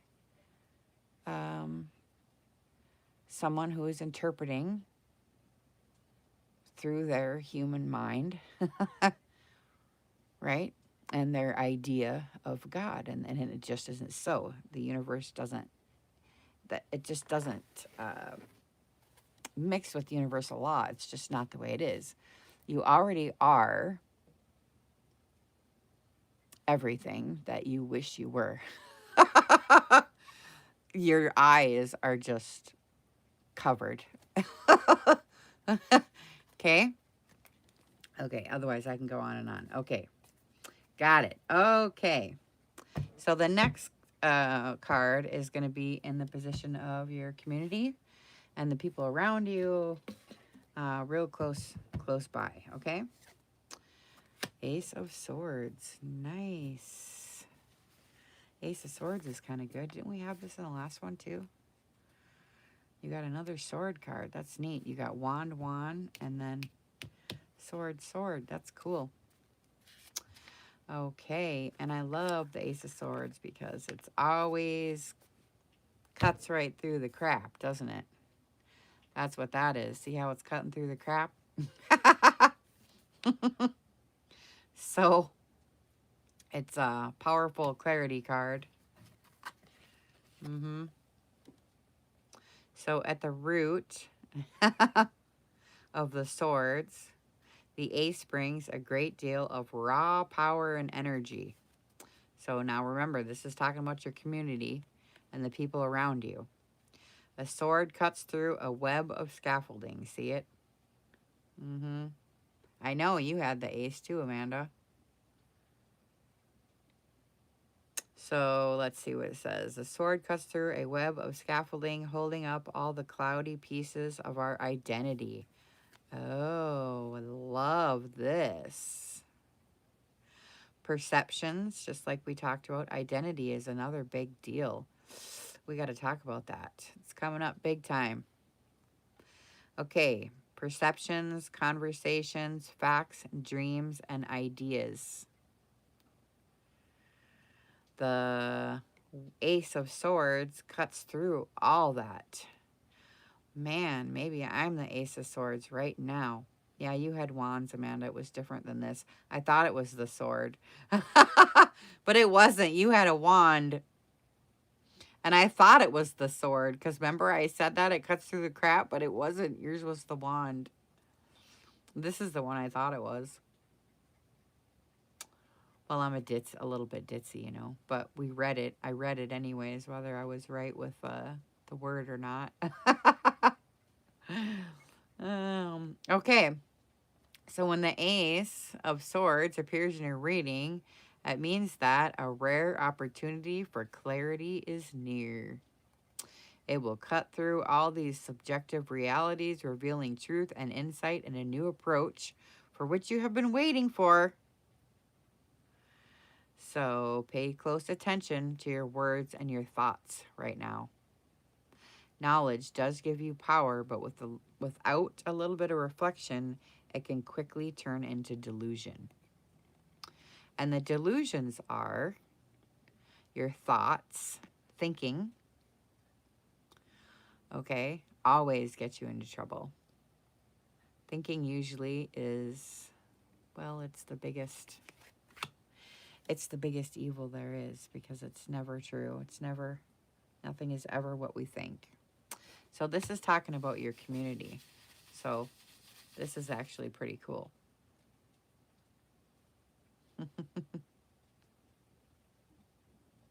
Could be me. I'm cutting through all your identity. It keeps wanting me to go through identity with you. It keeps coming up, identity. You know, identity is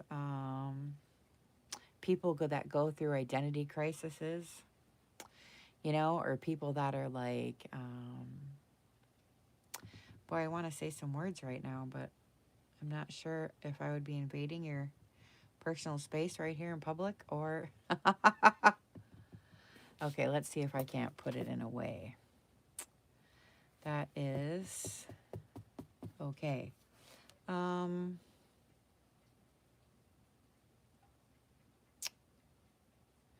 So, you know, when you meet someone that's really distracted by how they look and they're all into, you know, their clothes and, you know, just everything about how they look and how they are, and they're just so all about themselves. Right? And every time you talk to them, they're like, they have some kind of, you know, they're just all about what's happening. And if somebody doesn't like what they're doing, then they get all upset, you know, this kind of person who's just all about how they look. And sometimes we get wrapped up in ourselves. And we're not so concerned about the fundamentals of what's inside and running it. What we're mostly concerned about is, yeah, beating around the bush is pretty tough right now. I'm having a hard time with it. I wish I could say what I want to say, but I don't want to do it in public. You know, I don't want to. It's a touchy subject for some reason. It's kind of touchy. Is there something touchy going on? Only you know, mister. It feels like there's something delicate about you or about yourself and your identity, these things that you think about yourself, that you spend time leading with them and presenting them to the world as if it's you. And I feel like you are so identified with this part of you that you're trying to show that you've missed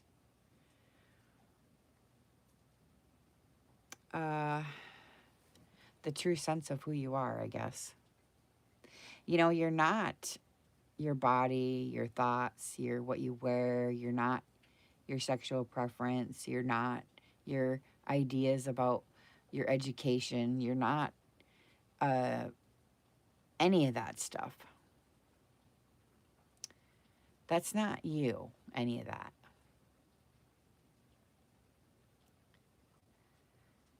Okay?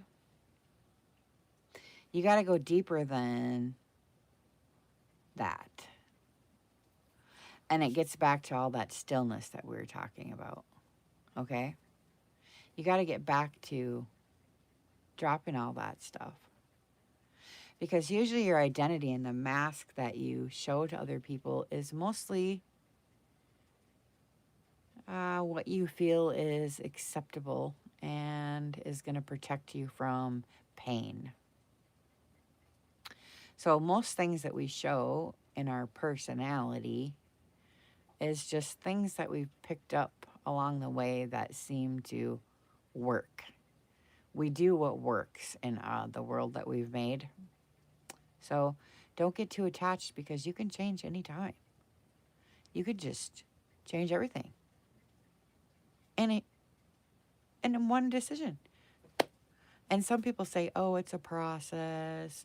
I'm going through this process. It's not a process. There's no process. You know, when you make a decision, that's it.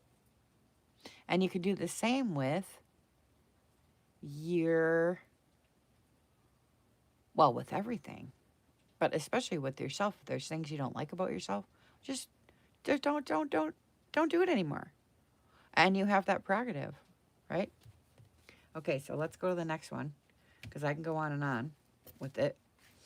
Okay, so the last position is kind of the card that's going to pull this all together. It might give you some advice, or it might tell you what to do, or it'll kind of like maybe help answer all that. I know we already went through a lot, though. Whew. I'm getting tired. I get tired doing these. All right. And it's upside down. 9 of Swords. Oh, boy, I love the 9 of Swords. Oh, I love this one. Oh, boy, we have so much to talk about, me and you. This one is really good. Yeah. Yeah, guided meditation is really good for beginners. I have some really good ones that I recommend to people after you. Yep, upside down. Uh-oh. We'll talk about it. So, the 9 of Swords. I'm going to show it to you. And sometimes you can get out of the card just by the picture kind of what it's about, you know? Hello. So, the 9 of Swords is imagined misery. Okay? So, I'm going to just talk about what the card says. And then oftentimes when I start reading the card, stuff comes through, and then I stop and tell you what is coming through, okay?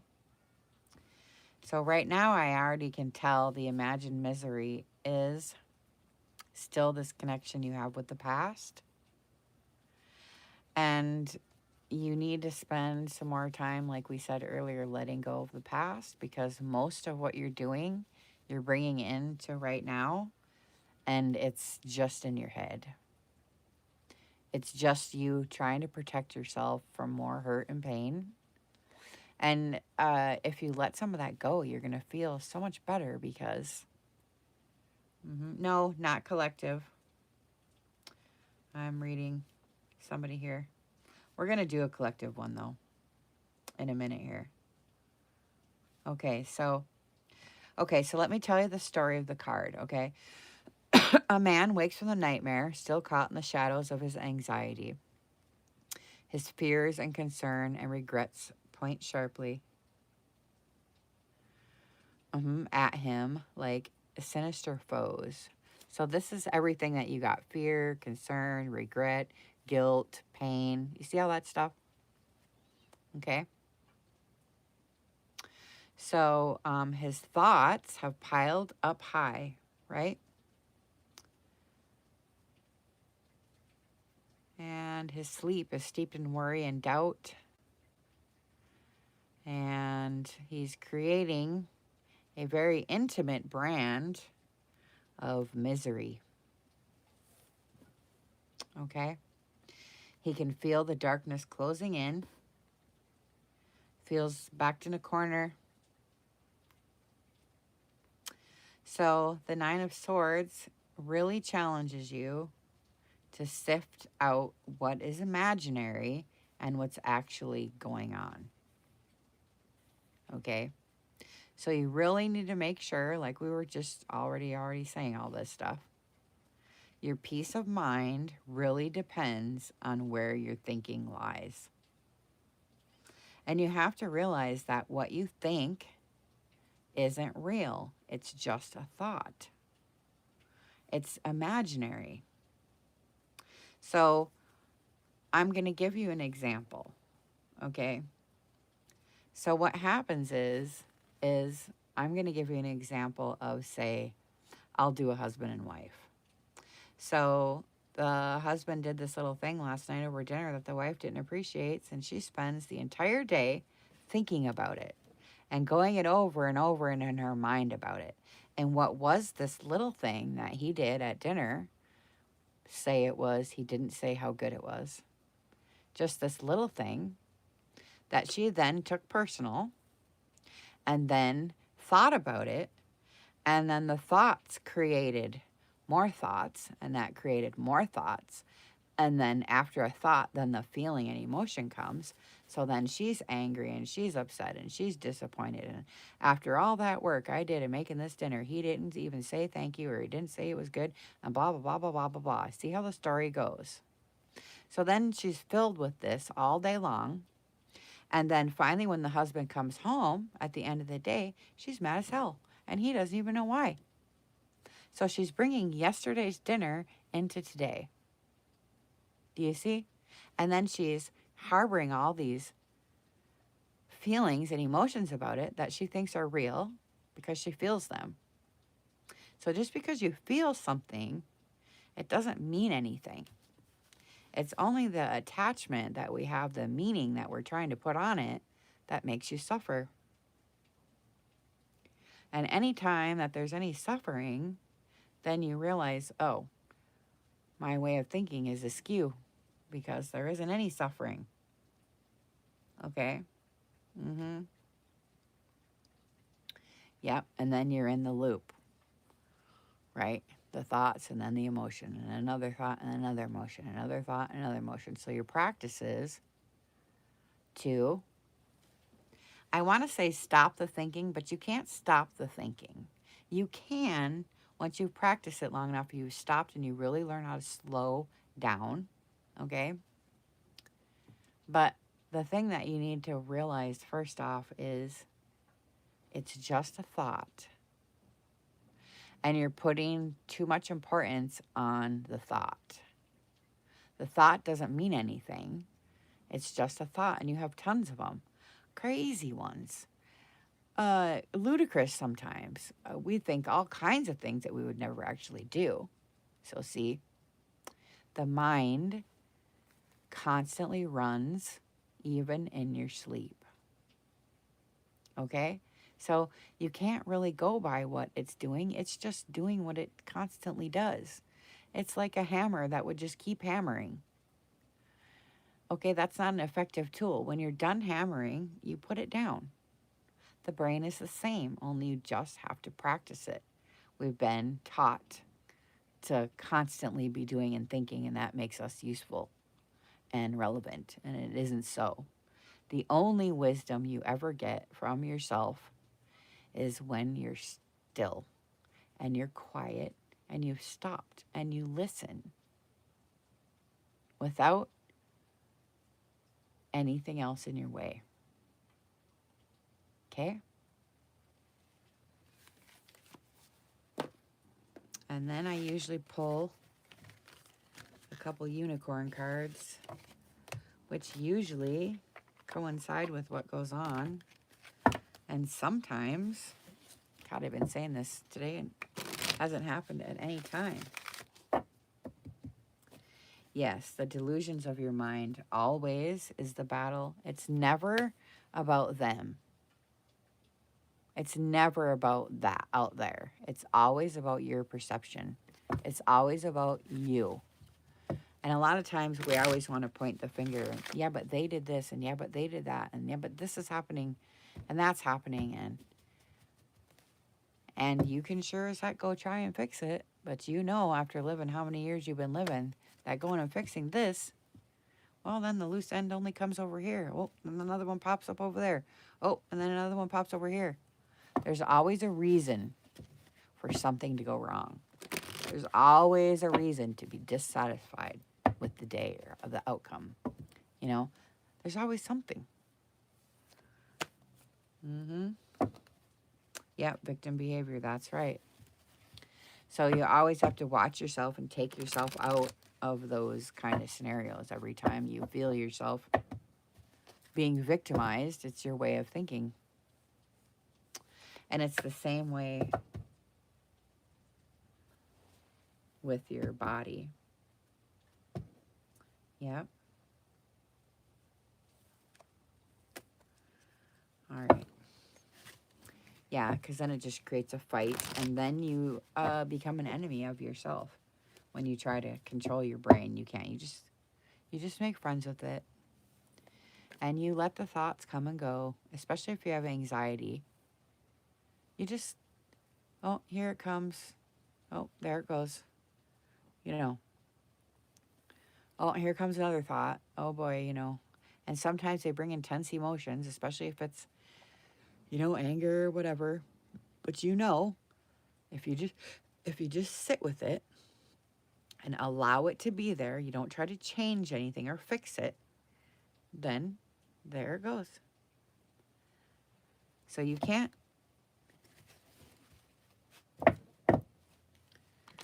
go by your feelings and emotions all the time. If you'd like to book a reading, they're in the description box. Well, that's great, Terry. I'm glad you needed to hear it. Yeah, oftentimes other people's readings help. And, you know, we say that this is an individual reading, but a lot of times it becomes collective anyway. So, you know, it doesn't matter. We can say, you know, so I appreciate your time. Yeah. Well, we have to be careful about all of those labels that the doctors like to put on, you know, because all of those things are things that we then carry with us and believe about ourselves. So, who is R? I don't know what that means. When is R going to reach out to me? What does that mean? Who's R? If you would like to reach out to me, you can click in the description box right there. Oh, okay. And it takes you to my Etsy shop. You can just leave me a message or book a reading. Okay. Your friend? Okay. You better talk to your friend. All right, let's see what it says for you for nature. Oh, nature come up again. You know, this is a really big deal right now because the spring equinox was just happened here, and I had some really powerful ceremonies around this. And this is a big deal right now. There's something happening. There's a lot of things happening with the dirt. The dirt keeps coming up for me. There's something with the dirt right now. It's almost like we don't have enough dirt. But anyways, that's for universal stuff. But anyway, for you, nature, are you able to get outside? I'm wondering. Are you able to go out there and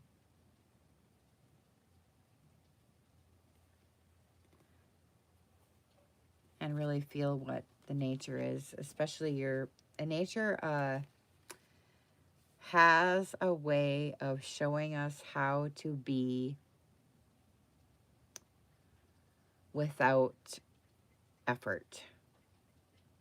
Okay? So you can take anything. I know this is cliche, but you know, the blade of grass, the flower is what has spoke to me, and I've gotten some really great conversations with the flower, but it's very important that we allow nature to do what it does You can't go outside and say, oh, that's just a tree, and walk by it and say, oh, yeah, the tree's pretty, and yep. You know, oh, yeah, I like the sun on my face, and it all feels good. There's a deeper connection here that most people miss. So it'd be great for you to walk outside and really connect without using any names and shutting off the mind, and start feeling instead of thinking. And that will bring you to a place that you need to go, okay? Freedom again. Sheesh, you guys. Yeah, you really need to get outside in the fresh air and maybe get a plant in your house so that you can feel the stillness and what they are and what they do and how they live, okay? And then freedom is the same one we got from Amanda, too. She got the same card, and sometimes people don't understand what freedom even is. So, I mean, it talks about claiming your independence. Yeah, you really need to spend as much time in nature as you can, but claiming your independence from societal norms, from living wild and free, this kind of goes back with the nature. If you can really spend some time feeling, I mean, just anything in nature, a bird, and feel how they don't have any of the heaviness and the concerns and all the worries and all of these things on them all the time.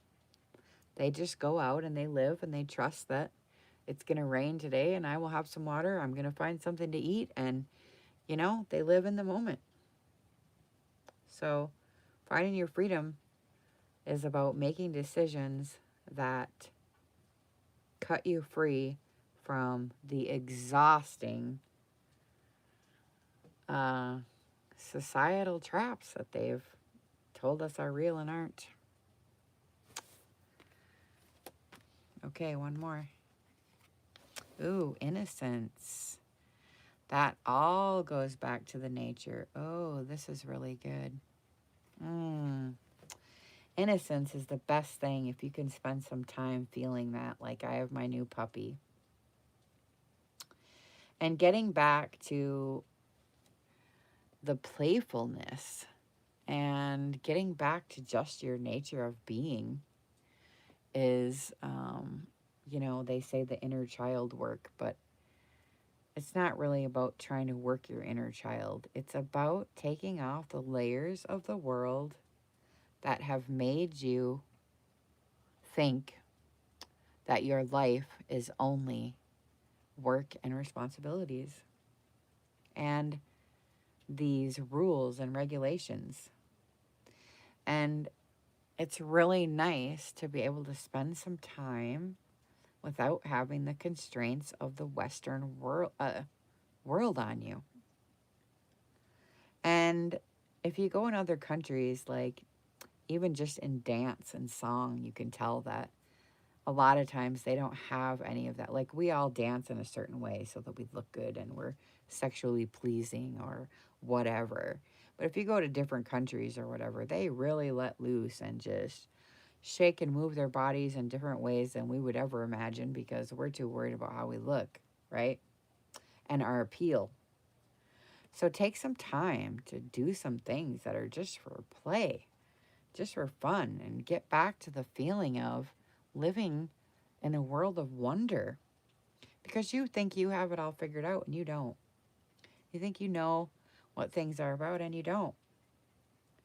So get back to where you can look at the world and not know anything like you're a newborn baby and even take care of yourself that way.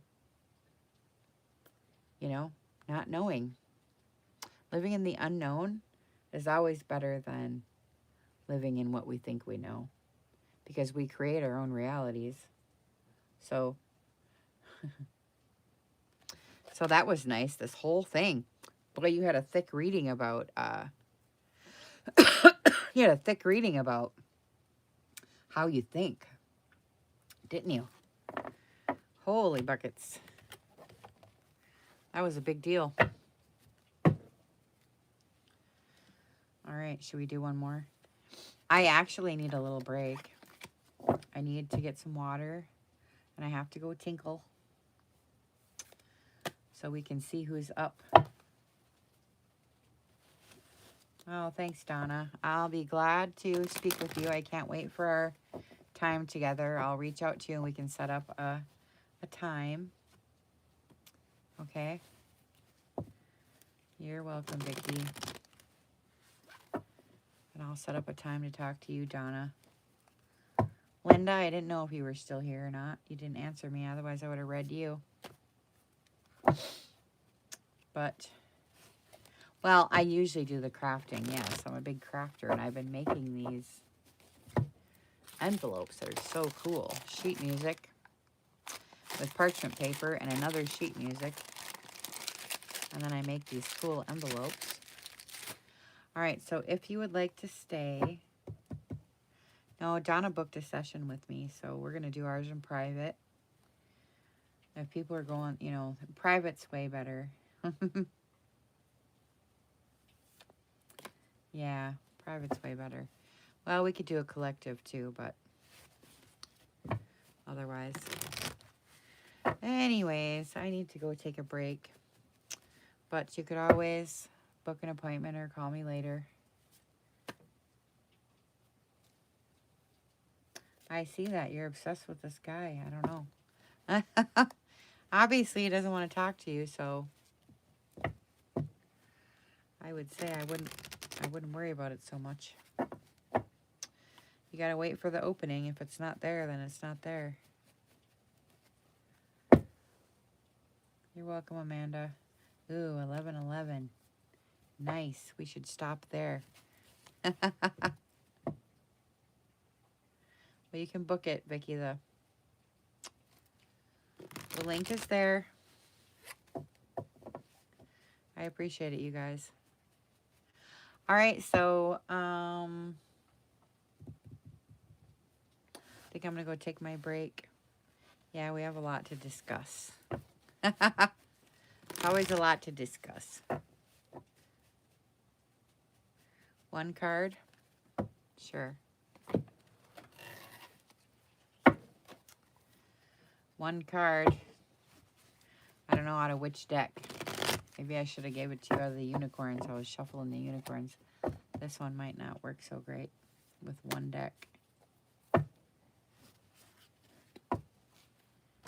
Oh, you ready to have a break? Okay, that's what I'll do then. Yeah, numerology is really good. I love the numbers. Okay. All right, I'll take my little break. Hi, miss. Well, I'm going to take my little break and then I'll be back, okay? So I'll leave this on. I'm just going to get my water. And I'll go tinkle. And I'll come back and see who's up. If anybody has a question for me. Ooh, discernment's your card. Oh, new subscriber. You sure can. Okay. Your discernment card for Miss. That's your card. You know what that means. I'll tell you in a minute. Okay, I'll be right back. I'm going to get some water. Wash my hands. I'll go to potty. And I appreciate the people I'm reading here. Yeah, I need it. I get overwhelmed. You can ask a question, sure. And then, too, you know, I think, I'm not sure. I think you can leave tips here now. She got her card. It's discernment. I think you can. There's like a little money symbol here. I think you can do it now. I think I have enough subscribers where that's really cool. So you can either leave them here or right on the feed or go to my shop. Okay, I'll be right back. Just a few minutes.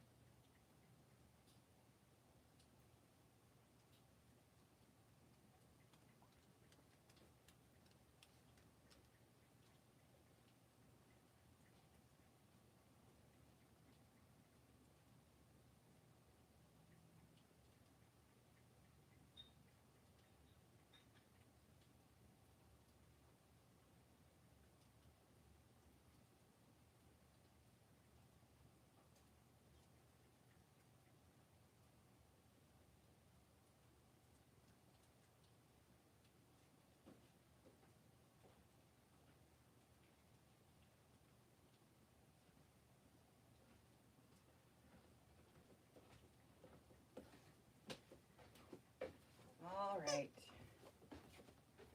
All right, here it comes.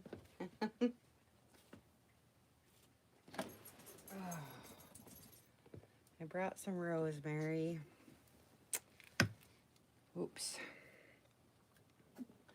I brought me some water. Good afternoon. Good afternoon. All right. This is going to be messy. You didn't know it was going to be like this, Terry?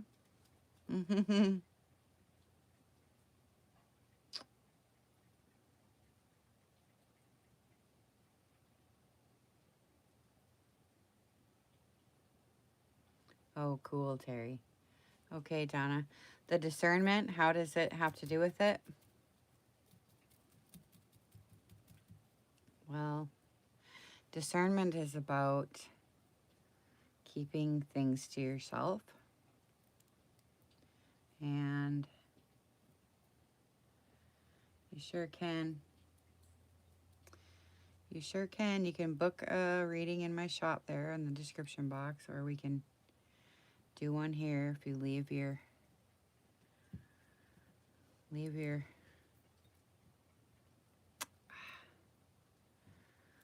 tip jar there. Restless Spirit, yeah. Yep. Well, I start out with a bunch of the... There we go. I want to get a little bit of smoke. Okay. The Restless Spirit.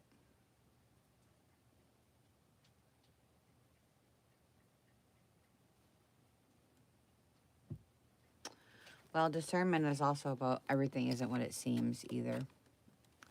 Sometimes we get... I got you wondering, Terry. I got to read what you said now.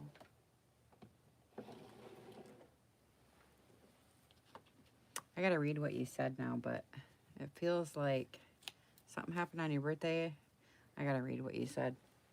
And it was when your grandma died. The only thing the feeling I got is that, let me see what you said, is that,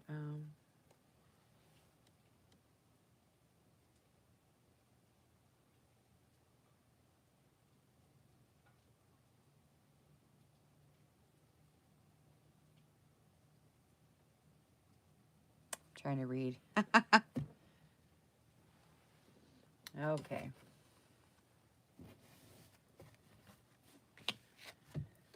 Let's put this one back. Well, private ones are always the best, but we can do a... Oh, when is he going to reach out to you? Oh, and I pulled the discernment card. And that says that things aren't what they look like. So possibly you've made up a scenario in your mind that things are a certain way and they're not. And that possibly you give too many of your secrets away. You tell too much, too fast. And it possibly turns the other person, shuts the door for them because you give too much too fast. And then also you can just Google discernment too and see what it says. About the timing. All right. Let me...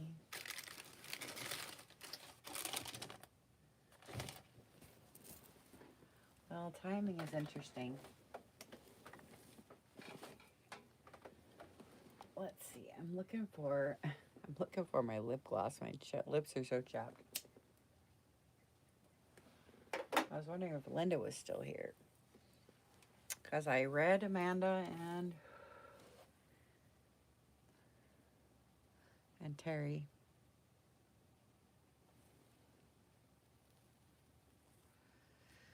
right, so let's see. Well, let's put the unicorns back. Okay, who's up for this? A full one, a full reading for this one. Who's up? Who's up? I think we should, next time I do this, I'm going to have numbers. People take numbers. I think that's how we'll do it. Well, timing is interesting. The new subscriber. I think there's quite a few of them that are new. We could do a whole reading just on timing. Timing is really about listening, though. Jerry. Well, this one, well, I imagined I was going to be crafting, but it looks like it's more tarot than crafting. So next time, I think I'll just do tarot. Yeah, it's a lot of work. It's a lot of work. You got to get it going. And once I get known for doing it, then people can come in and, you know, they leave $1 or $5 or, you know, $10, whatever they want to do. And it helps out because I do get tired. But I'm not known for that, so it's tough to get people going on it. But once you do it a few times, it kind of goes, kind of gets going, you know. But I appreciate the booking, Donna. I'll get a hold of you and we'll make a private session. It'll be fun. I like doing them. They're pretty. Okay. You want to know how long? Oh. So what'd you guys do? Did you get in a fight with this guy? Is that what the problem is? You got in a fight and now he won't talk to you? Or what? We could do a reading on it if you want, but this really isn't about personal relationships. That's why I'm kind of avoiding you, because it's not really about personal relationships and about him. You understand that? It's about you and what you're doing. If you send a sticker, I don't know what a sticker is. I mean, I can see the hearts and your thumbs up and stuff really helps out. And you can send tips through, but I don't know what a sticker is. You have to do it so I can see. What's a sticker first? So I just want to make sure if I do a reading for you on this, that you're going to know and understand that, you know, that's why I'm kind of avoiding it, because I don't like to do relationship.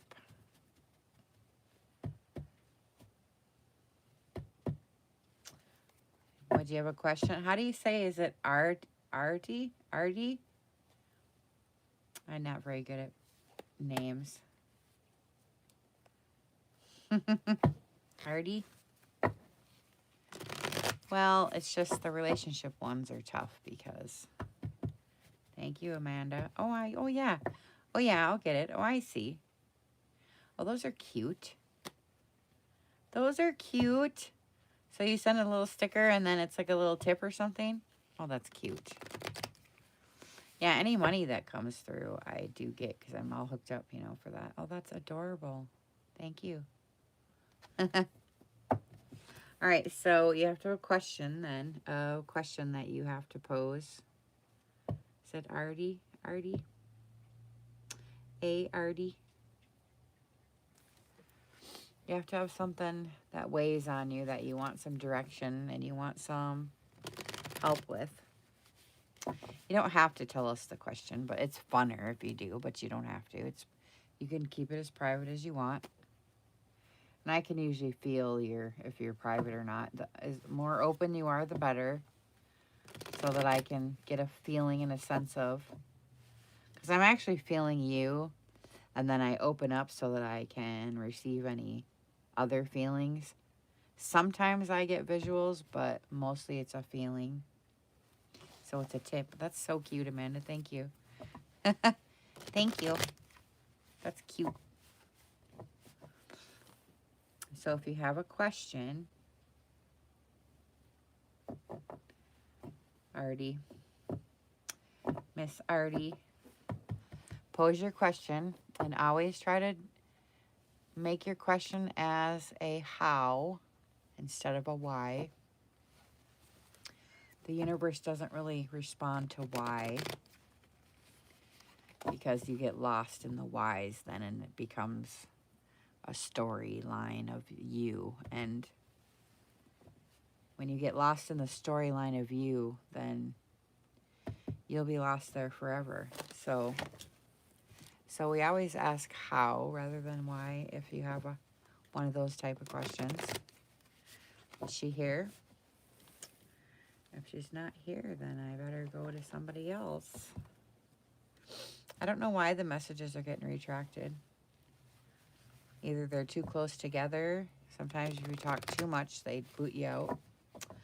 Or you're saying something. Oh, yeah, it goes, yeah, because once you get so many subscribers, then you can do stuff like this. You can't even go live if you don't have enough subscribers. So it all depends on your subscriber level and how many people you have. And then you can turn on all the money stuff. You can monetize all your videos. And then they pay you according to how many views you get watched. So that's really nice because the thumbs up always help your views get watched. Oh, heck, the thumbs down help your videos get watched too because people love drama. Either one. Either one helps. So do you got your question, miss? I think it's a miss. I better look. Yeah, I really have to have somebody that's going to be here so you can answer when the cards turn. So far, I've seen her say she wants to get read, but then I haven't heard nothing from her, so. Yeah, she might have left. So we'll just see. Well, I can do a start turning cards, and what we can say is what I can ask for then if there's nobody that wants one. You just push in the word discernment and it'll come up. Yeah, we can just do a general on that way. If it pops out to somebody, you can say, it's for me, it's for me. Because, you know, who knows? I don't even know how many people are here. I can't see how many people are here. Is it just a handful, just you guys? Which is cool. I just wonder. Well, I should change the name, like Tarot for Tips or something. On the timing? Okay. Okay, miss. I will do it for you, but like I said, the timing is something that you really need to listen to. And listen, this is no, we got to do this, girl. No, we got to do this, girl. How do you say your name? Priya? Can I just call you Priya or Priya? I just want to call you Priya because, you know, this is what's going to happen. I'm going to tell you already. We're going to talk about something that you probably don't even want to talk about. Watch this, because it's going to bring up some crap for you, girl. You think you want a reading, and this is so funny. Because this is what happens. You think you want to talk about this thing, and it's not going to be about this thing. I already know. All right, let's do it. Oh, lovers. You got the lovers. It is about it. Oh, it's going to be like, what? Oh, it is. That's so funny. I thought it wasn't. That's hilarious. That's tricking me. That is so funny. We gotta see, because I knew something funny was gonna happen. I was like, this is not gonna go the way it's gonna go. Oh, I knew something funny was gonna happen. Oh my God. Okay, here it is. Yeah, this will be interesting. Choosing love, miss. Okay, we're gonna talk about it. I knew something was gonna be funny. The joke was on me, not on you. I thought the joke was gonna be on you, but it was on me. See? Oh, that's funny. Okay. Okay, so the choosing love. That's what it is. Oh, okay. I see. Okay, so I'll read you what it says, and then I'll tell you what I was feeling, what I feel, okay? All right, so it says, we all have unexplainable moments of knowing or recognizing ourselves in a person or a place intuitively. I know that was so funny, Vicky. I was like, this is not going to be what you think it's going to be here. I was telling her and it was on me. Oh, that's funny. Okay, well, this is going to be really great for you. Because, yeah, Terry, the privates are way better. Because then I can say. But anyway, it's funny. But you know, you never know. It tricks me too. So, you know, I can't stop laughing either. That's hilarious. The trick was on me, not you. Okay. Let's see what it says. Okay. So, let's talk about what you think love is then, Missy. Because I can't read past this first line. And usually that means when I stall like this, that usually means, okay, we got to go back and look because something there is missing. So let's go back because I can't seem to move on yet. We have all unexplainable moments of knowing or recognition. Oh, or recognizing ourselves in a person or a place intuitively. Okay, so let's talk about this. This says that sometimes you feel you have these moments, people do, we all do, that we recognize ourselves in another person or another place. We recognize ourselves in them. You understand that? So sometimes when you think, oh, I have this deep connection to this person and I just feel this way about them and, oh my God, right? Sometimes that's a little bit of a fantasy because you're actually seeing the reflection of you. And it's actually, I want to talk to you about this because this is really deep. Oh, okay. Just give me a second here. You know how you get that feeling when you fall in love with somebody and you get the ooey gooeys and your heart's all open and you feel that sensation, okay?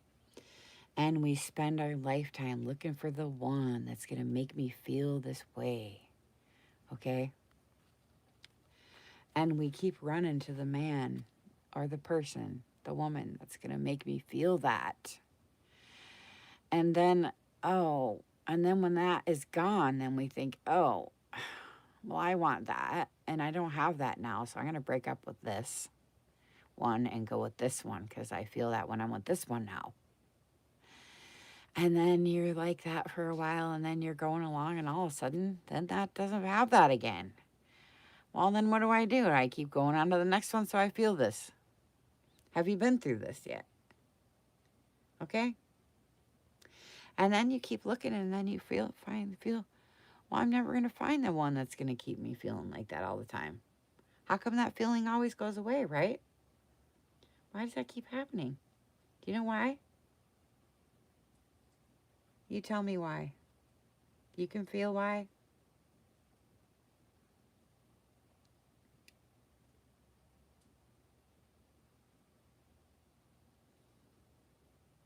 Was it? Okay, well, I'm going to tell you why if you... Okay, well, I'm going to sell why in case you can't or if anybody else doesn't know why. Okay? Here's why. You think it's the other person that's giving you the feeling. And it's not. You've been mistaken with Hollywood movies that tell you you can only get this feeling from this person. Yep, and you're looking and looking and looking, and you never get the feeling. Okay. I'm going to tell you something. That feeling, you don't need another person for. That feeling that you're looking for is the love. It's your fire inside. It's your, I got to come up with the right word. It's your desire to live and to bloom. And to have that feeling is your love for life. It doesn't have anything to do with another person. And anytime you go looking for that feeling and you go to look for another person to get that feeling, you're gonna be disappointed. I don't care if you married this guy and had that feeling for 15 years. Eventually, he's not gonna give it to you, or she's not gonna give it to you. There's gonna be something in the way and you're gonna lose it. And I'm telling you, it doesn't come from another person. So that feeling that you want from this other person, you need to cultivate this in yourself. This needs to become your practice so that you don't need it from another person. And you need to recognize when that feeling comes up that sometimes it's just a recognition of yourself, the reflection. Because sometimes when you meet another person, they reflect you. You know how sometimes when you're crabby, then everything goes wrong? That's the reflection. You make your own reality. And it's the same with love. When you look into another person's eyes and they sparkle, I got that sparkle for you. It's themselves looking at themselves adoringly, because there is no separation between me and you. We're the same. And I know people always say that, but you got to get to the point where you actually feel it in your bones, that the wisdom is there. It's only the mind that says, oh, she's got black skin, he's got brown skin, they got white skin, or whatever the scenario is. The brain is just built that way. It doesn't mean anything. Racism and all that is just people putting attachment onto something they think. And it's not real. It's just your brain does that. It just categorizes things and thinks things, and that's what it's supposed to do. But we put meaning on it, and there is none. You understand? Okay? So practice cultivating the feeling for life rather than another person. And second, then when you do get this, when you meet somebody, you're going to have a more authentic relationship because you already have it right here. So the only thing another person is going to do is add. But you already have it, see? So you're not going to be then dependent and cling to them because you already have it. See? And then you can share it maybe with the other person. But just because you break up and then they leave, it doesn't mean you still don't have that. Your happiness and your joy and your being is never dependent on another person. Okay? Okay. Where am I at here? I lost the whole thing. Just like that. Icing on the cake. Self-love is the way to go. That sure is. Yep. But some people don't even know what self-love is. And for those people, you know, we can get into that sometime. Okay, so I feel like I can go on. Okay, so let's do the rest. Okay, these moments of love are spiritual. Nice. Like reuniting with the cosmic twin. That's awesome, right? They can restore balance and make us feel very happy. Okay. Oh, this is so good. Okay. Sometimes when you meet somebody, again, and you have this big feeling, okay, sometimes they got something inside them that's gonna that you need. I'm just going to put it that way. And sometimes you got something somebody else might need. You know, sometimes you feel this attraction towards a person and you don't quite know why. And then we screw it up with thinking, because then we think, oh, that means I like him. Oh, that means I'm sexually attracted. Or, oh, this means he likes me. Or, oh, this means this and this means that. Sometimes it has nothing to do with anything. It's simply your body and your spirit recognizing that, and it's trying to pull you closer, okay, to this person, but you're trying to say, oh, that means we need to be boyfriend and girlfriend because I'm getting this feeling. And it doesn't. So sometimes you just need to hang out with each other because you're healing each other and you're giving each other and receiving what it is that you've been longing for. It doesn't mean anything. So you know how sometimes you really click with this person and oh my God, it feels so good, and you hang out for like 3 weeks straight and you just do everything together and you just lay it out on the line. It was the best relationship you've ever had. And then all of a sudden something happens and it's just done and you're like, what the heck just happened? A lot of times we ruin it because we try to make it something when it isn't. So when you get into a scenario like that where you feel this really strong intenseness, just go with it. Don't stifle it. Go with it and let it be what it's going to be. Just don't attach anything to it, any of your own ideas, because it could be that you just need to spend some time around this person and then you'll never see them again, maybe. But you don't know because you ruined it trying to make a relationship and now you're broke up and that's it. You see? Okay. They can restore balance. Yes, and make you feel very happy. Okay. Unlike the title might suggest, choosing love, that's the name of the card, right? The Lover's card is not primary about passion or romance. Thank God they said that.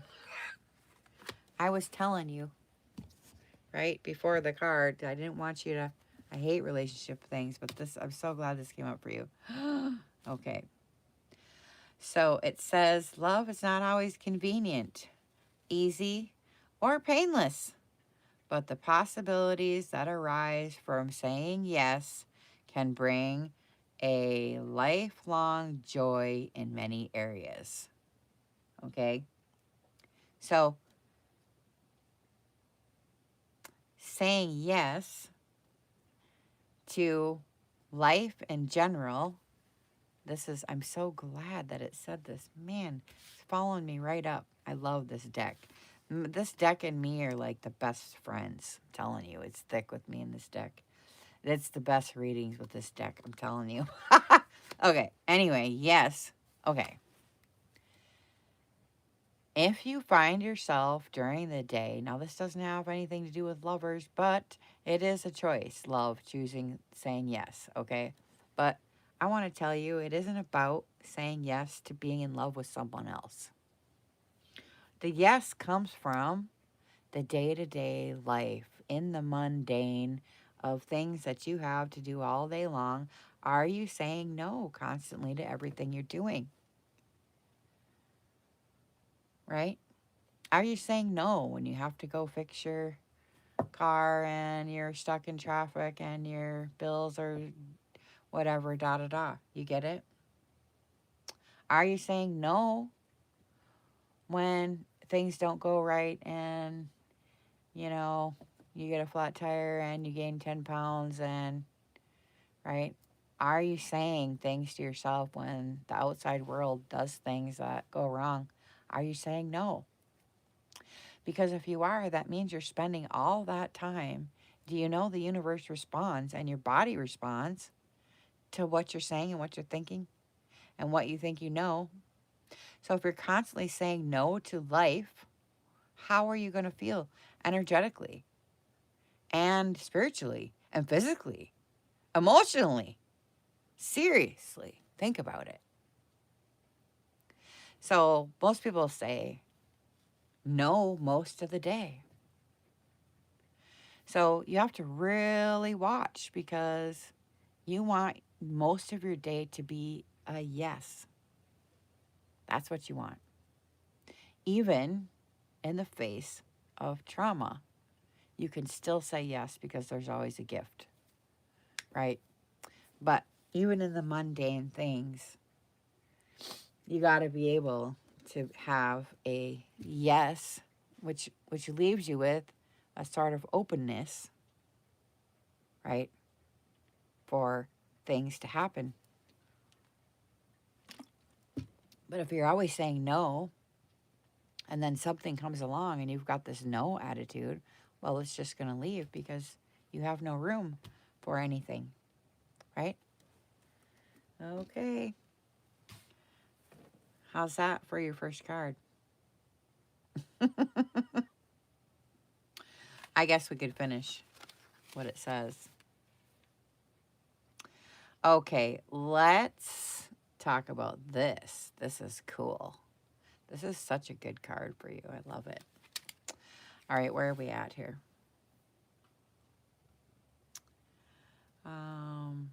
So let's see. Trust in one's heart. All right. I think we finished that whole thing. You're writing so many messages, they keep deleting them. I'm sorry. So, which you can private message me too, you know. So the next card you're going to get is the card of your past and kind of what has been leading you up to this point. Oh, mostly fear.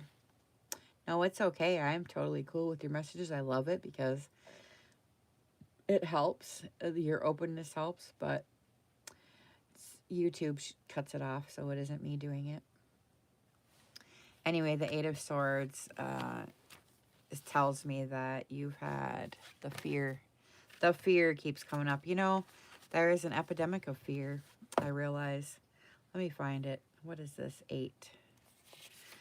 Fear, I find it a lot just when I feel humanity in general, especially, well, now because of COVID a lot, but even before that, fear is an underlying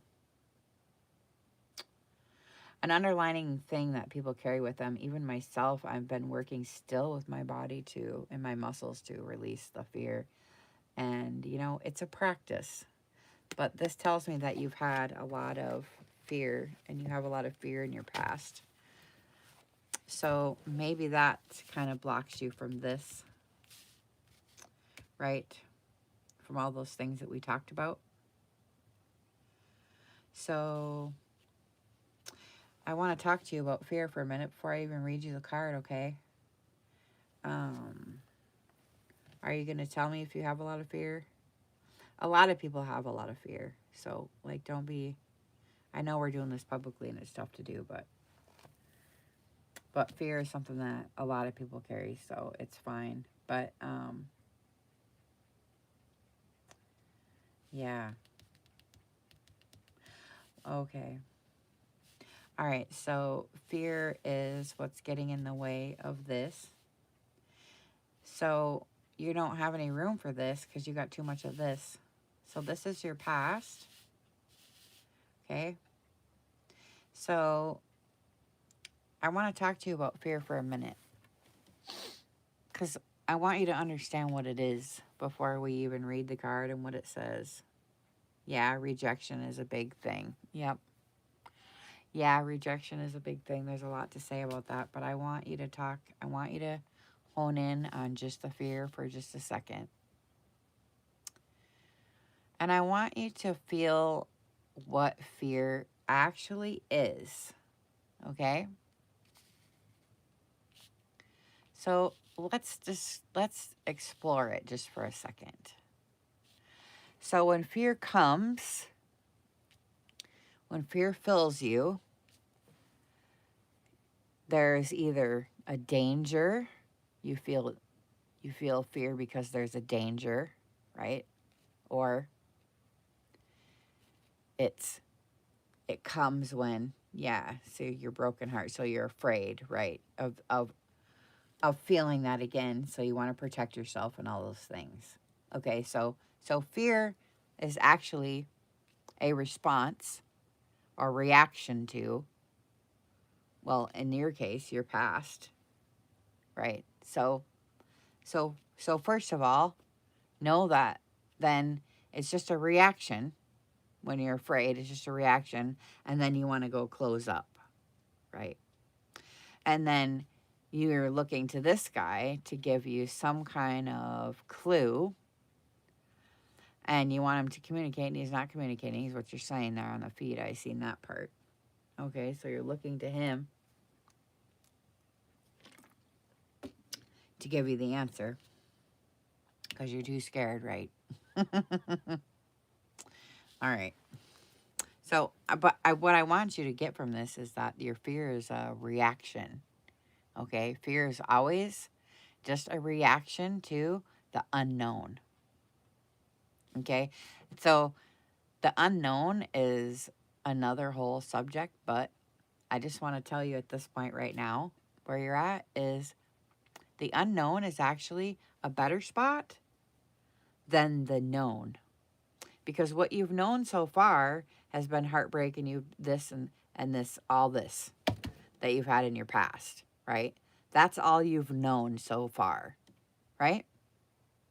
So in order to actually go here and have this trueness, you have to be willing to go to the unknown, right? So your focus has to shift to the fear, this is the past. And in order to go away from this, I have to look at this instead. And the way it works is, especially with your emotional being, is you don't say, fear, go away, I don't want you anymore. Because that's a push away. You feel how that is? What you say is, you pull it close to you. And you say, I know and I understand and I care. But it's okay because you don't have to be afraid. And I'm going to pursue this anyways. Otherwise, all I'm going to stay is here. Which is okay if you can be happy here and content there. You know, there's nothing wrong with being afraid. And fear is completely natural. There's nothing wrong with it. We don't have to try to fix it or get away from it or anything.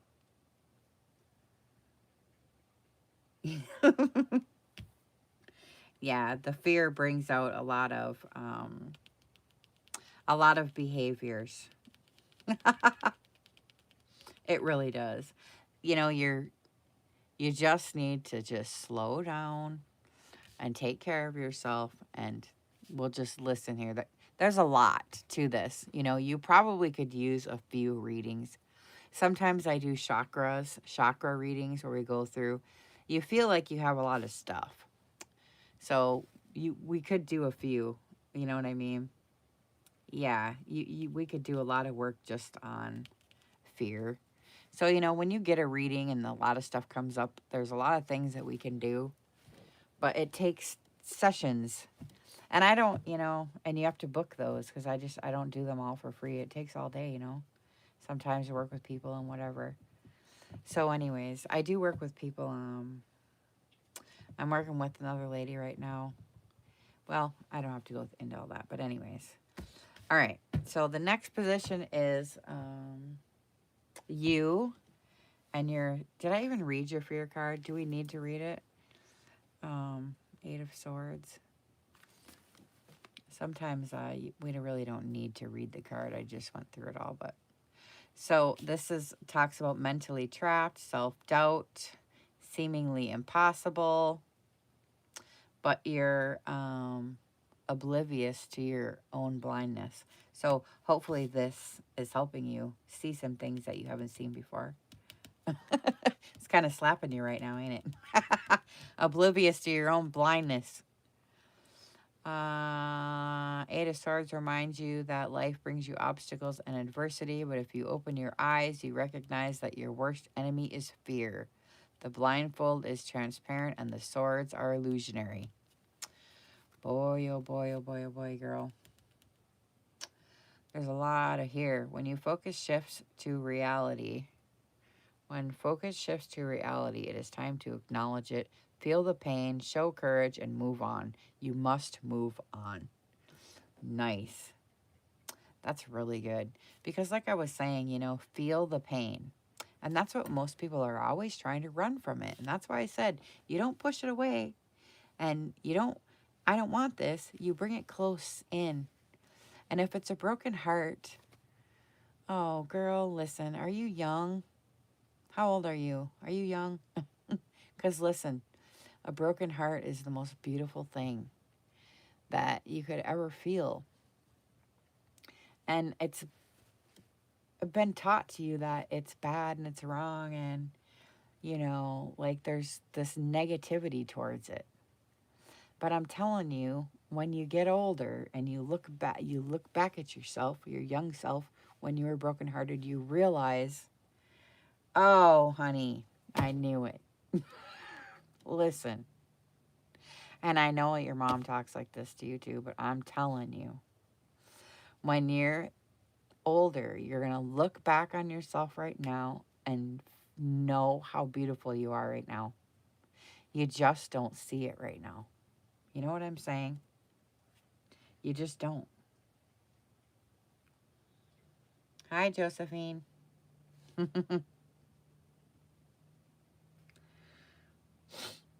So fear, don't worry about the fear. It's okay. Don't worry about it. And listen, you're so young. Yeah. We're having a reading here for Miss Little Thing. Oh, and the Nine of Cups. Oh, how interesting is this? And it came in upside down. This is such a good reading for you. And you're so young. And if you stay interested in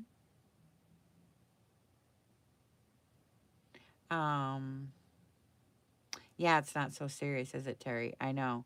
But if you stay interested in your well-being and how you're fundamentally made up and interested in yourself and how you run and your fundamentals of how you're going to run your life, then you're going to be ahead of the game. Let me tell you, 23. Okay, so the Nine of Cups, this one's really good, actually, because it's really cool. I love this one.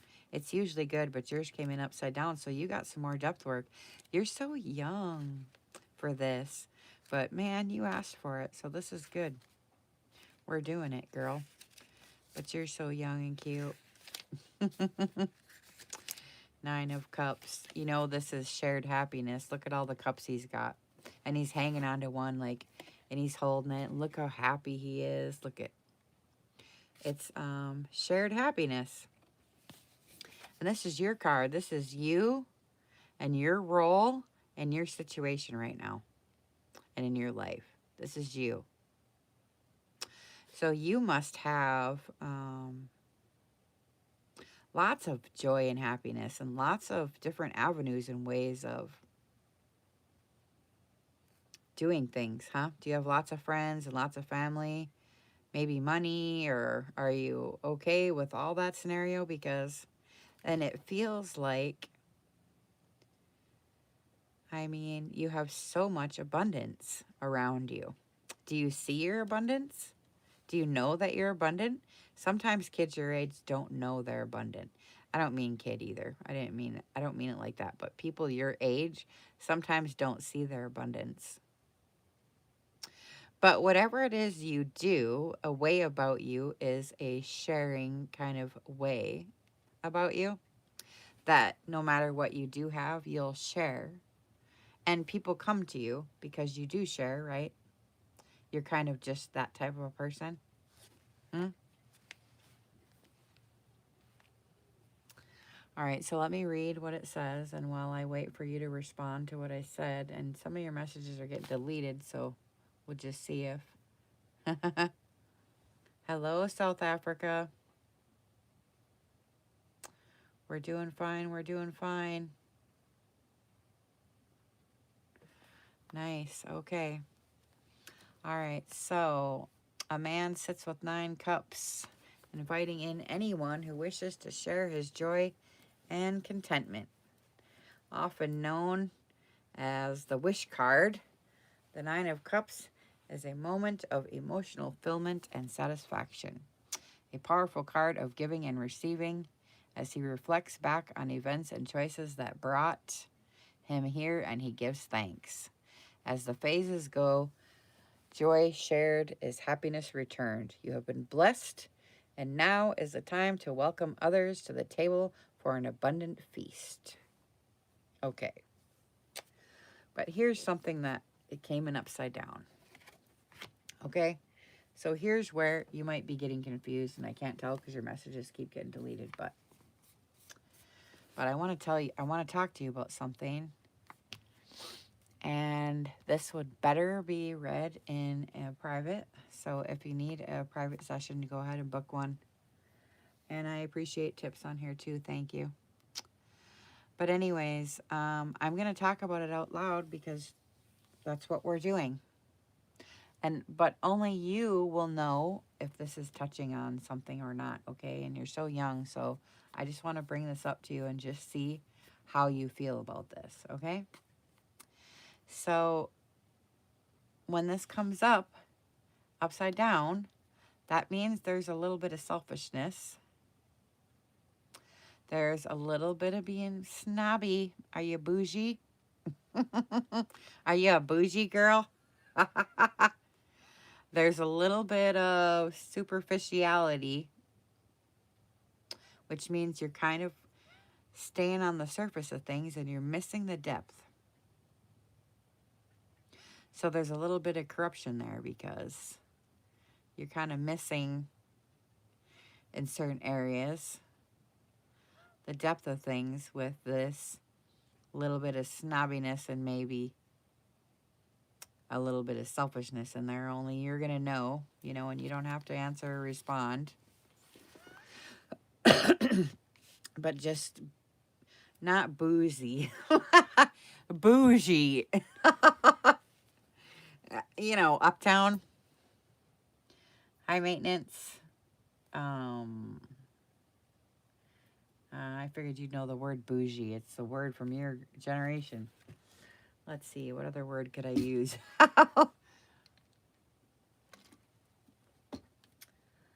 Well, I'll give you an example of a bougie person would be like, a Kim Kardashian would be bougie. Somebody, okay. Okay, so watch out for your Virgo-ness then, your bougie-ness, because sometimes it's going to ruin scenarios and yeah.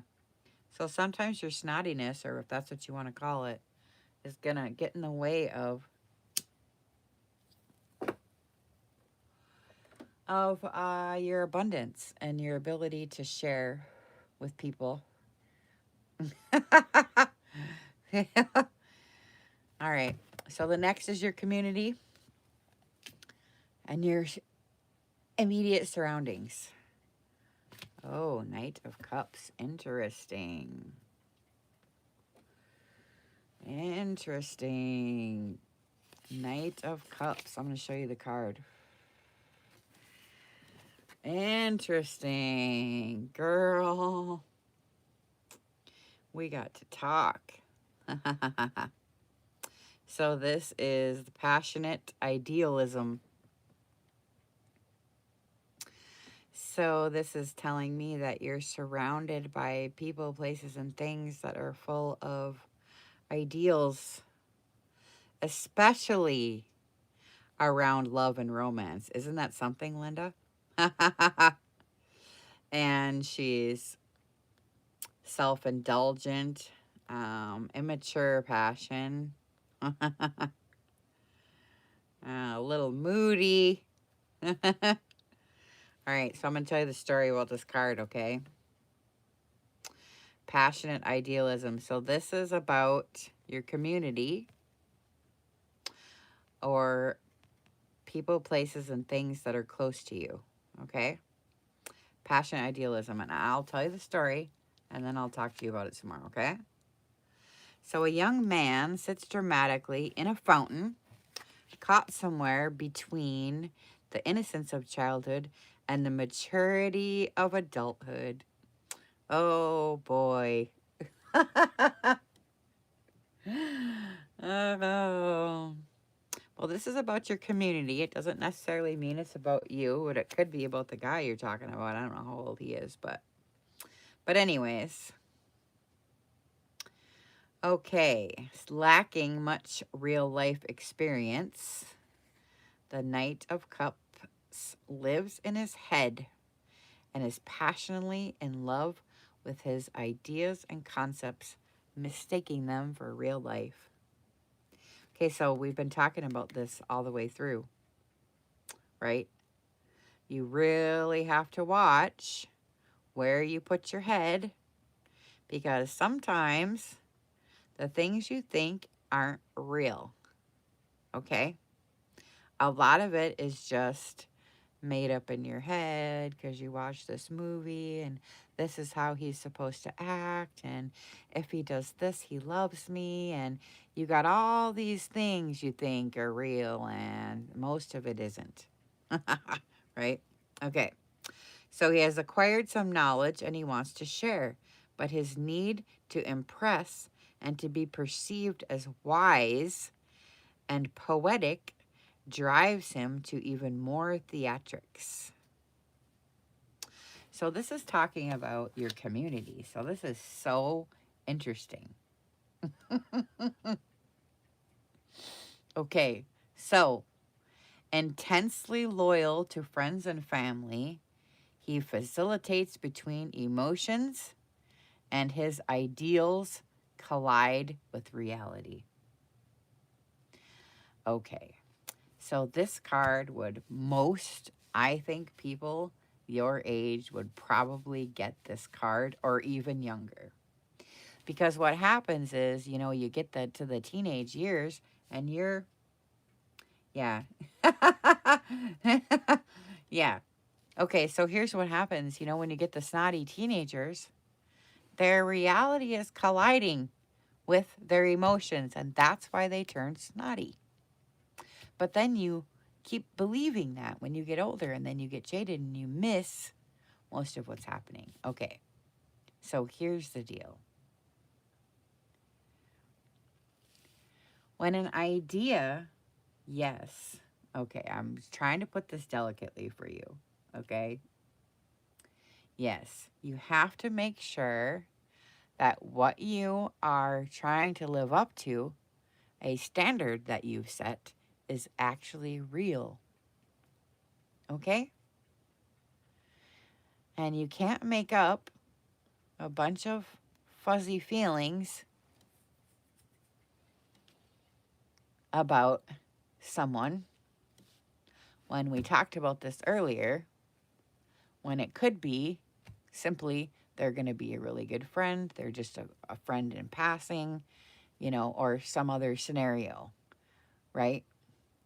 So be super careful, to recognize that just because somebody is nice to you once, it doesn't mean anything.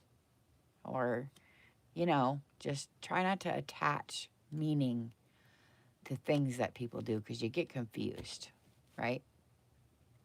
So just relish in what's happening right now. And when you're together with this person, oh, here, I'm going to the next card already. I'm going to the next card already, and I haven't even, we haven't even finished this one. But I think you know what I'm talking about. Make sure that what you think and reality is actually the same. Because most of what you think isn't right. Right? It's mostly a mirage of things that you've picked up in the past. Okay? Okay, so let's go to the next card, because the next card is going to be the one. Oh, and it's upside down. Oh, my God, girl. You got a lot because you're 23. Let's do it. Okay. Four of Swords. Okay. And I love the bird on top. Oh, man. I'm telling you. Linda, I didn't know you were still here. Okay. This is like the most important thing that you could ever hear from anybody. Ever. Look at this. Okay. This means that your little self and your little space that you have inside you is your little quiet little space that needs to be this still little quiet space that's just for you. It feels like you make yourself home sweet home. Okay? And you just sit in your little space that's home sweet home, and you just worry about you. Okay? And you just get real quiet, and you just sit in that little space and you play your game whatever way you want. You play your game and make it just so much fun. And game meaning your life. Okay? And you just play that game. And you just only watch your game. And you just stay quiet. And you listen. And you just play the game as any way you want. Okay? And the most important thing is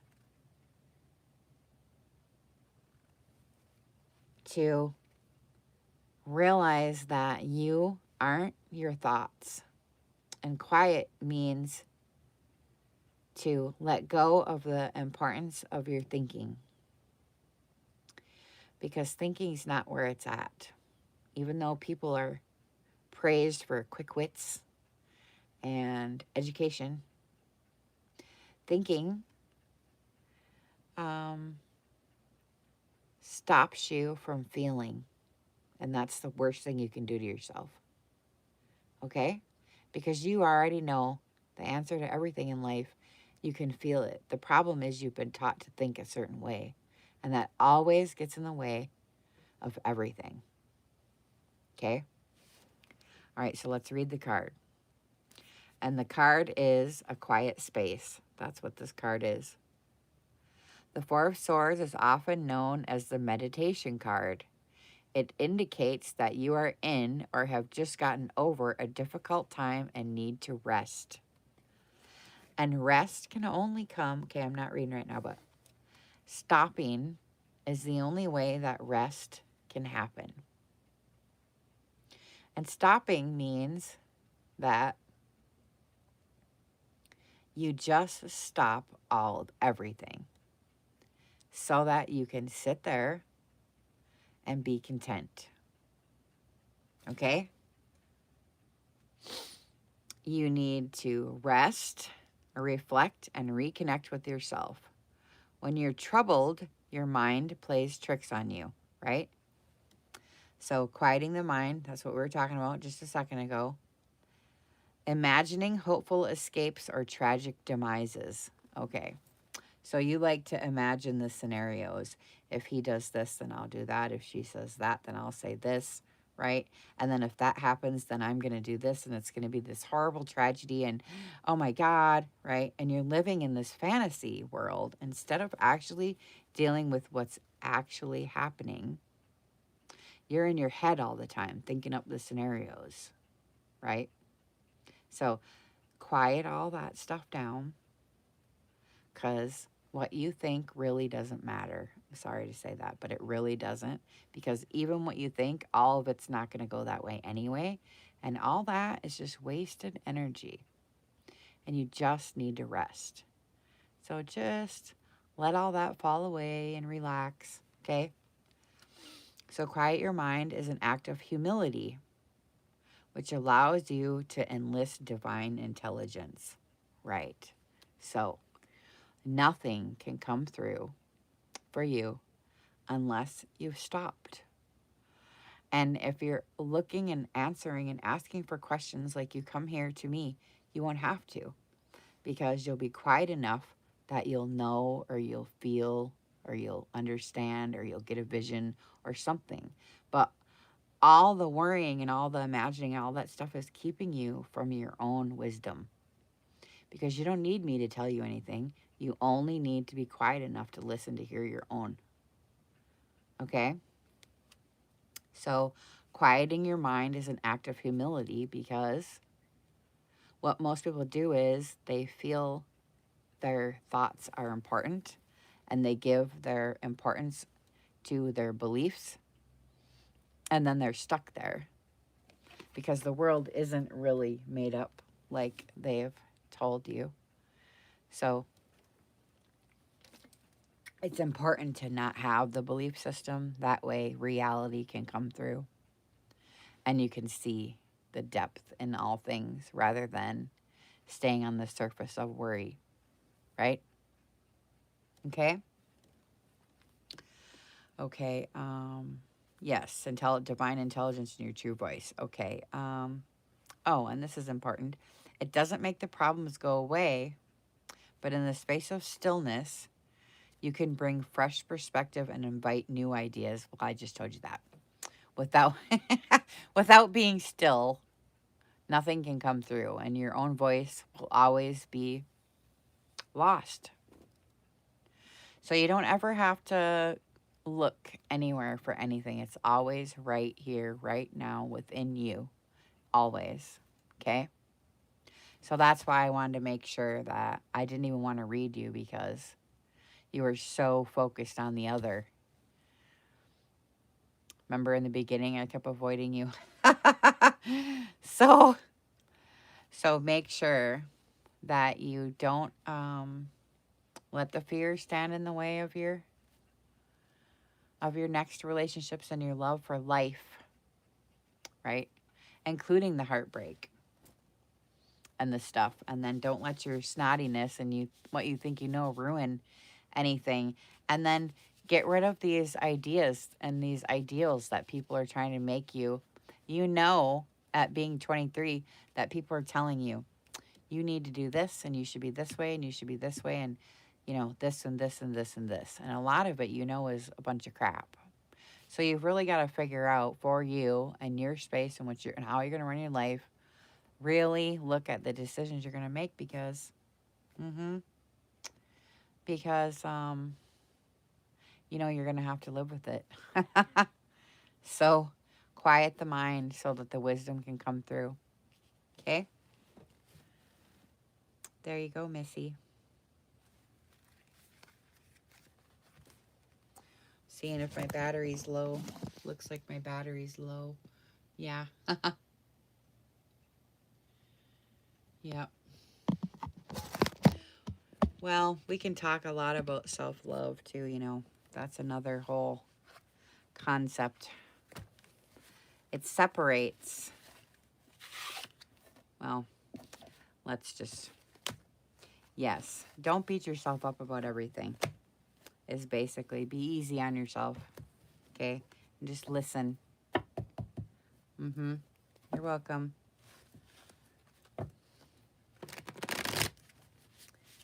You're welcome. I think I'm gonna change the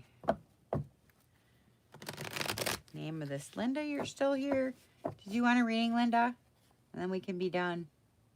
We'll do one more.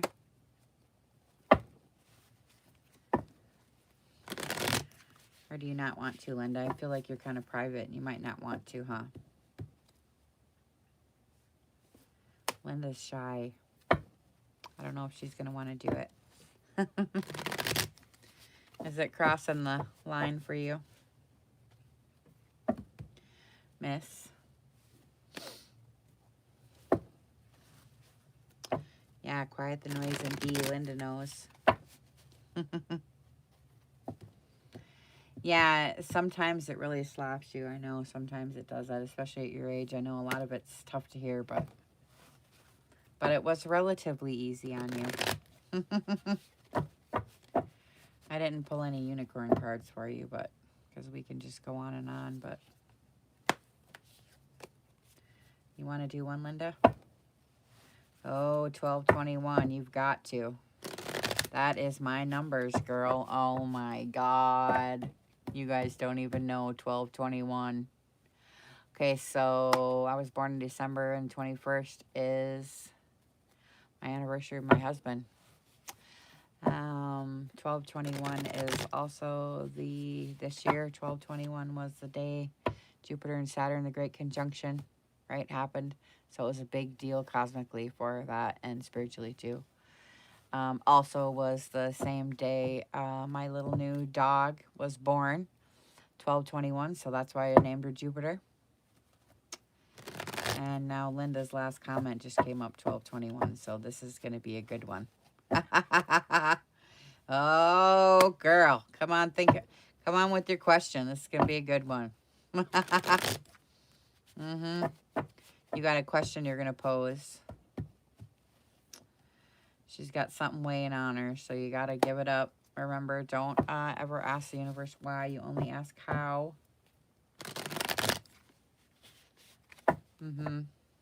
If you have a question like that. It's up to you, of course. What the question is, you can share it with us or not. It's up to you.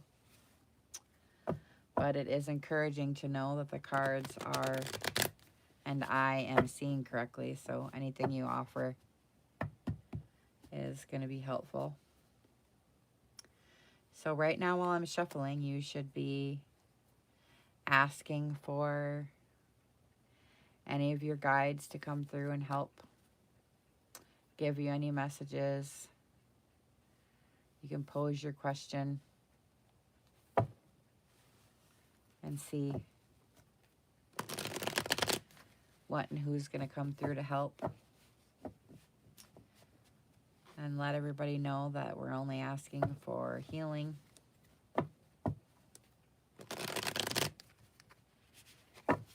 This is the Fountain Tarot deck. The Fountain. I love it. I usually have a beautiful spread out here, but I wasn't expecting this today. It just came out, so it's fine. Okay, Linda, do you have your question? You have to let me know when so I can quit shuffling. You have a question you want answered or some guidance with a subject? And it's only, you know, works as good as you're open to it, so.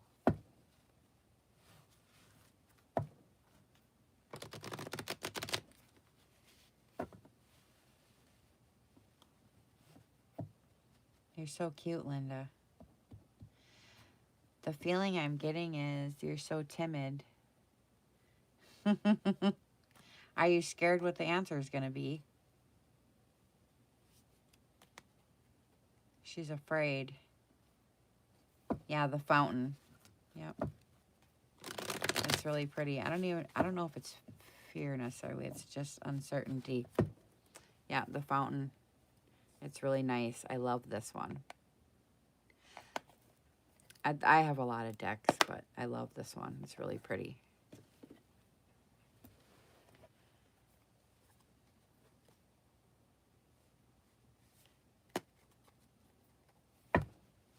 All right.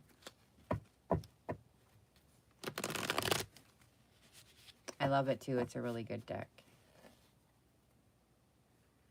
Linda, she's so quiet. Okay. She's ready. She got her question.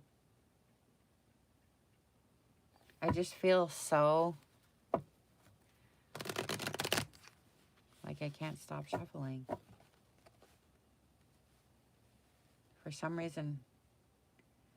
Is it? Because I can't even stop shuffling, Linda. I feel like it's so uncertain. Is it? Do you read tarot too, Terry? Yeah, you got to have a certain knack for it, don't you?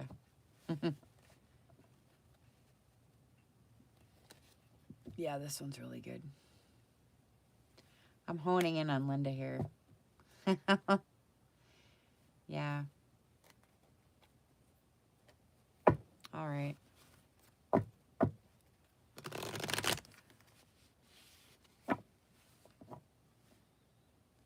I'm trying. I'm waiting till it says okay. I'm waiting. Her apprehension makes me. makes me not do it. And sometimes people are so delicate. They're at a point in their life where sometimes tarot isn't going to be helpful. But sometimes it is. So let's just wait here and see. Let's just see. Let me take a drink.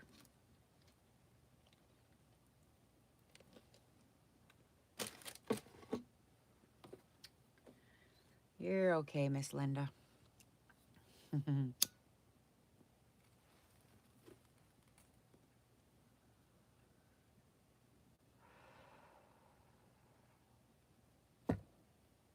All right. I'm so hungry right now.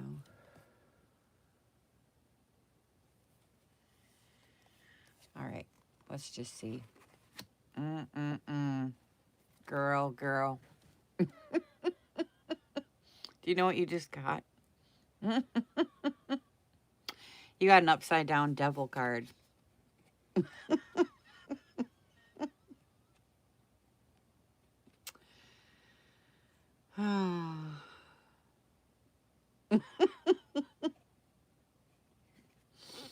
I was just thinking and feeling, oh, this needs to be light and beautiful for Linda. She's really at a spot right now. And boy, we picked the devil card straight up. Oh, girl. What are you feeling off this card? It's a big card to get for your question, girl. You got some deep shit going on for this is your question card. Oi.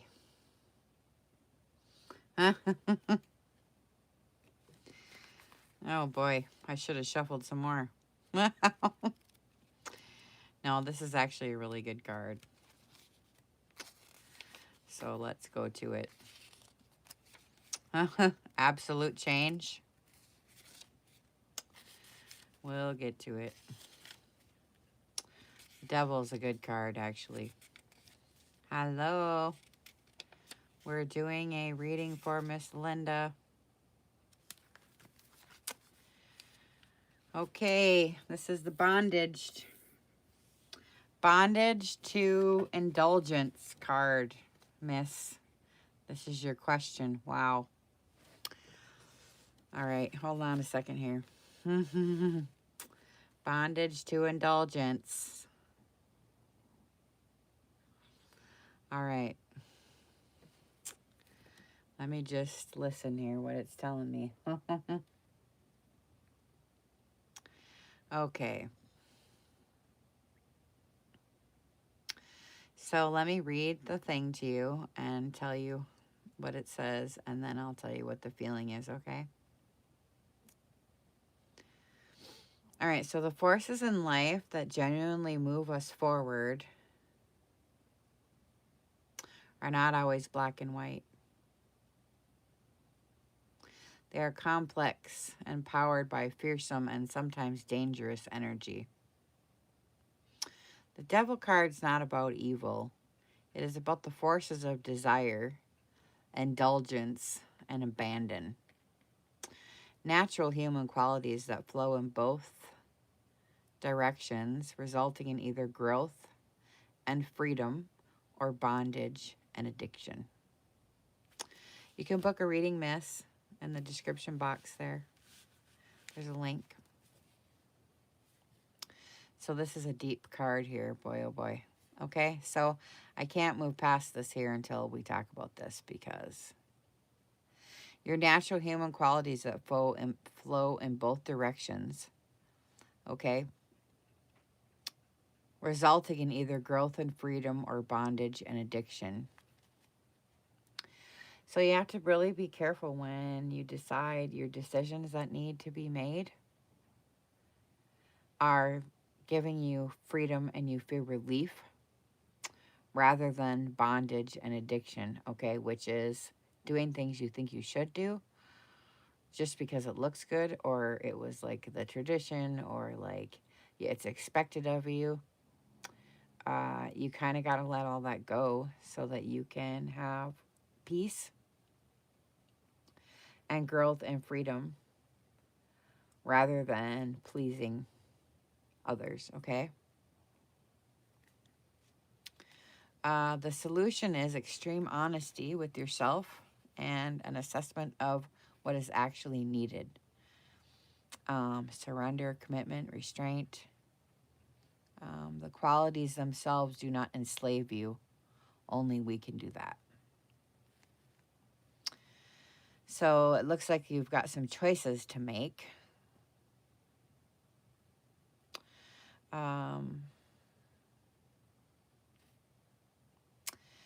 It talks about codependent relationships, that you're limited by the shoulds of life and these doctrines that you hold by. Could be religion or family tradition, like I already said, or just expectations of other people that you try to hold up, but it wears on you.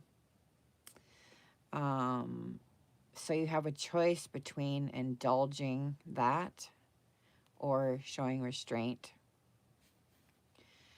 And then there's also a portion of this that wants to talk about the loss of one's sense of self.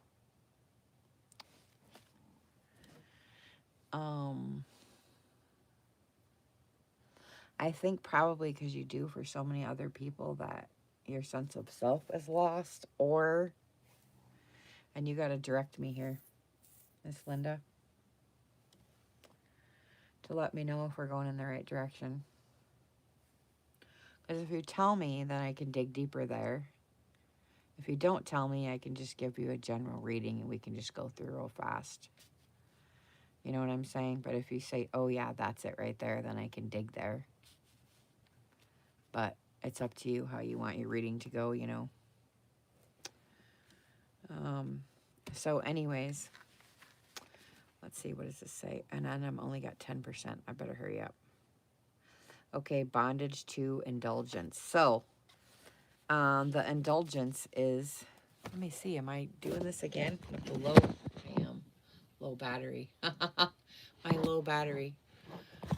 All right, we only got 5% or something like that. All right, but you could still hear me, right? So I know you could.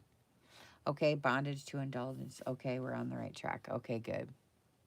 Okay, extreme honesty with yourself and an assessment of what's actually needed. Didn't this come up for you before? Didn't I talk to you about this before? I think we had a conversation about this before. Because I feel like you feel like you're being compassionate, so you do these things.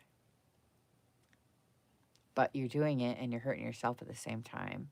But there's a line there. So compassion isn't when you get swelled up with all these emotions and then you go act on it. Compassion is one. Right. Well, it was talking about the relationship could be a codependent, whatever, but you decide, you know, too, you know. But anyways, what was I saying now? Shoot, forget. Now I'm trying to hurry because I know I only got 5%. Oh, the compassion when you get swelled up with the emotion and then doing something. Like when they show the starving children on TV, you get swelled up with this emotion and then you go give them money. And it actually didn't do anything. You know what I mean? Compassion is doing what needs to be done despite yourself. That's compassion. When this needs to be done, no matter what you think or feel about it, it still needs to be done and you just do it. Okay?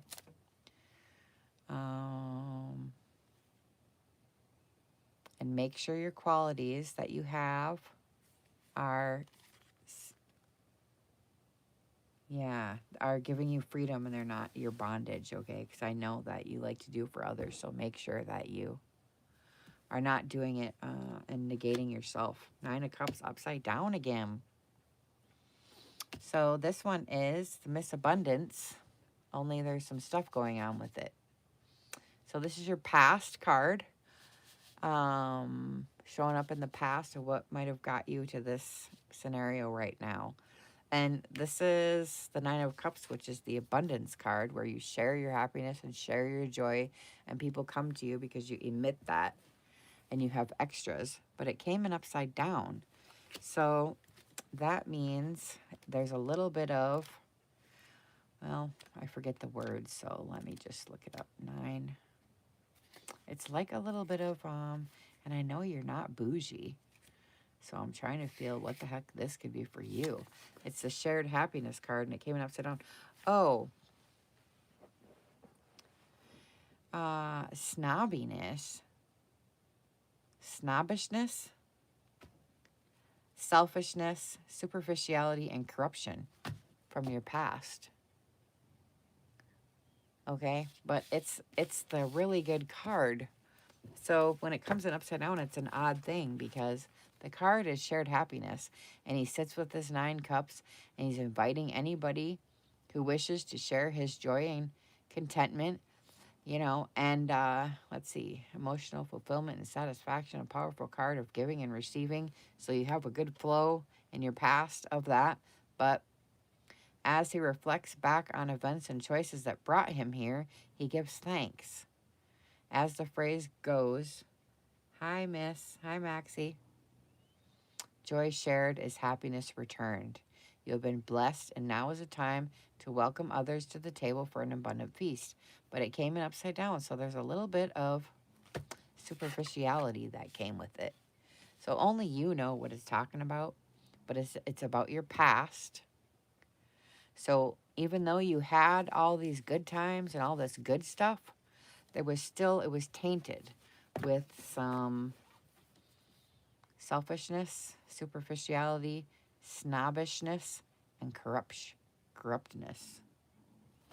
Hi, Miss.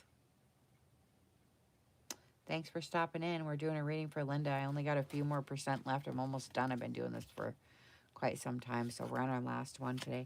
King of Coins. Ooh, but you can book a reading in my shop in the description box. The link is there. The King of Coins. This is a good one. So this is your spot. This is your influence on everything that's going on. Let me find well, it's an Arcana card, so let me get it. And this is representing you, so, which is really cool. If I can find it, it must be one of the first ones. I'm looking. Right now, all it is that coming through for me is that you're sitting, it's like in your little chair there, and why ain't I finding it? Huh. King of Coins. Why isn't it here? Looking in the wrong spot. 2. Here's the King. Here's the King. Knight, King. Here we go. Ordered stability. I was going to say. Looks like you're just sitting here and you're looking at everything. And you're like basking in, you know, you got everything all set up. Like all perfectly. Like you like it. You know what I mean? Oh, traditional values, practicality, hard work have kept the King of Coins grounded and successful, giving him both material wealth and a respect for the rhythms of life and the ups and downs. The King hates risk and cares little for innovation or about what's popular. Instead, order and common sense rule the day. To those around him, his stubbornness is both a blessing and a curse. Whatever he puts his mind to will grow and flourish. Nice. That's you. You know that's you. Tradition over innovation, self-reliant, practicality, material and spiritual wealth, stubborn but dependable, skillful at business, and you have a father energy, it says. Ain't that something? That's pretty cool. Ordered stability, that's you right now. It's perfect for you right now, I know. I think your family really depends on you a lot, don't they? I feel like you're like the rock for everybody. All right, so your next card is community. And we'll see what your community is driving you crazy. Oh, your community. Oh, the 5 of Coins. So then you're surrounded with somebody who puts themselves out at a distance all the time. And you're in there trying to live life, and you got the family sitting around the table, and you're over there, right? And this person pulls back and thinks they're not a part of what's going on, and they keep themselves from a distance. Is that what's happening? Okay. And you're trying to pull them in, aren't you? I know you. All right, so we can read the Five of Coins, but I just told you what it is. um, precious misfortune. So I'm going to give you a clue about the person that's doing that. They can't help themselves right now because they feel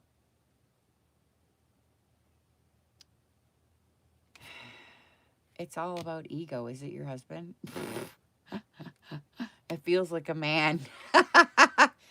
Okay, I'm just going to read the card and you deal with it because I don't want to say too much. But okay, there are times in life when we are in great physical need and our egos get embarrassed. Two people huddle in the cold, hungry, alone, and afraid. Okay, so that's how this person feels. But they're too proud to ask for help or show any vulnerability or even admit that they feel that way. So there's this battle there for them, and it's really touchy. So every time you go in and try to be like, I see this, why are you doing this? And, you should da da da da da. Or, maybe you do it in a more delicate way.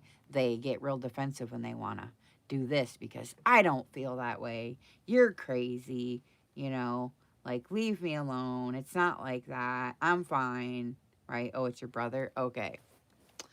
Okay, so they sit close to the refuge, but they do not receive it. So you're there with open arms saying, I'm right here. And he's over here doing this, right? So, as challenging as it may be, you must remember that adversity and exile are opportunities to accept your current reality. Center yourself and find strength from a quiet place. You can reassess what is truly important, learn what the moment is teaching you, and determine what resources are actually at your disposal. Okay, so this person is going through all kinds of crap. They're going through financial problems, they're going through relationship problems, they're going through health problems, they're unstable, they feel lost, they're in self-pity, they have, just excessive pride, they're like all the things you can imagine. So at this point, they just can't. And rather than you sitting around worrying about it, I'm going to the next card already, but I'm just saying, that's his work to do. There's nothing you can do. You're already open there, and it's fine, and there's nothing you can do about it. He's got to get over his own deal before he can walk in the door and feel good. And that's probably what this is going to say. Seven of Swords. And it's upside down, so this is really funny. Okay, so the Seven of Swords is a questionable risk. Isn't that interesting? And it came down upside down. So, and when it comes upside down, it's talking about advice or a counsel and justice. So I don't know if that's what you're trying to be to this guy or whatever. But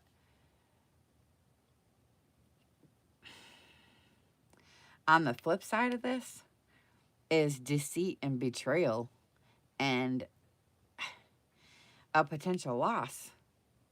Because a Seven of Swords it has the intention of a thief. The meaning of the Seven of Swords relies on the circumstances and all the other cards. So it's a really interesting card to get, especially because this is supposed to be your answer. And your answer is, it depends on this, it depends on this, it depends on this, it depends on this, it depends on this. So there's a lot of variables. And whatever that you were contemplating doing is pretty risky. And in any case, it says it's a risk is involved. And he must be dealt with. Let's see what it says. Oh, you're going to have to deal with the unexpected. Intense moments like these. Be conscious of your values and which ones you employ. There are times when you may have to grab the blades to succeed, like it shows there. But knowing your objectives and your motives will minimize your damage.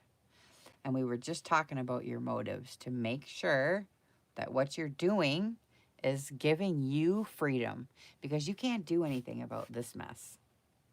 Your choices, and that's what these are. You got all these choices laying here, all the choices. You just take what's going to give you your best peace, you and your family. And you leave him with what he has to do. Okay? And that's the best advice these cards are giving you. So, okay? Because it even says uncertainty, because it was upside down, and that is the uncertainty card. So this was a really good one for you. It was right in. And I'm going to hurry up, and I'm going to pull your unicorn cards because I want to hurry up with this. Because I only have 5%, so I'm trying to do it. Okay.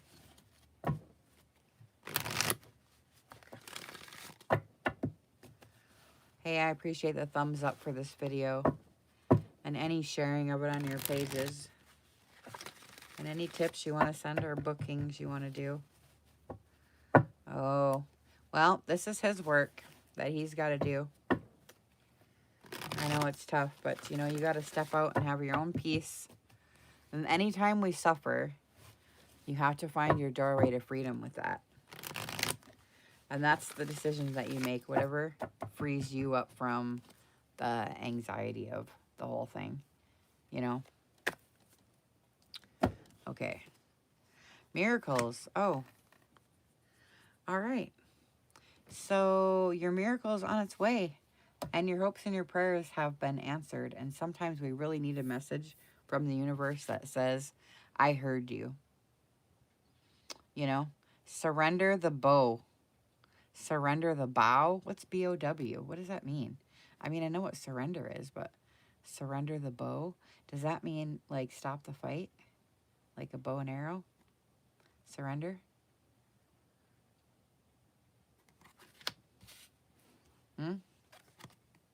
Ooh, anger. Ooh. Are you mad? And then you get mad, and then you beat yourself up? Or you think, I'm not supposed to be angry because I'm a nice person? Linda doesn't get mad. Linda can't get mad. Is that what you do? Do you not validate your anger when you get angry? Do you just try to, like, push it away and, like, just pretend it's not there? Yeah, because when you do that, it really hurts yourself. You know what I mean? You're welcome, Terry. Have a nice day. I'm done, too, after this. Yeah, make sure you really worry about let your anger come through if you want it to come through, you know. And then this one says magic. Make a wish. Believe in miracles. Magic surrounds you. This is really cool because, you know, people miss the magic of the day because they're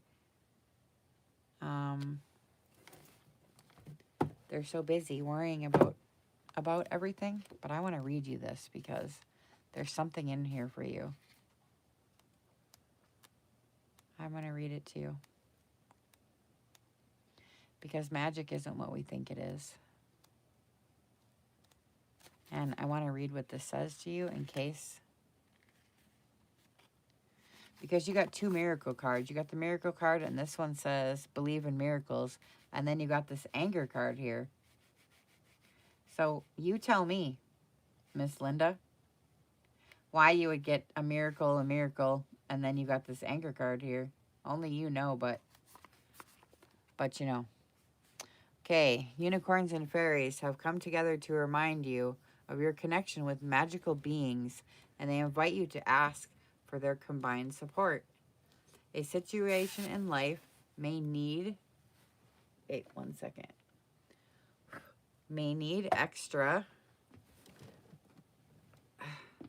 let me look. Let me read this.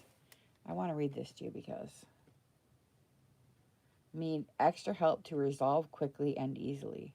Perhaps you have become lost in the outer world of logic and need to remember the power of magic and miracles that come from within. Hi, miss. Or this may simply be a joyful invitation to make a wish and know that you are surrounded by magic at this time. So that's actually really cool. Call them in as a team, knowing that the lightness and fun of them will help you along your way. That is really cool.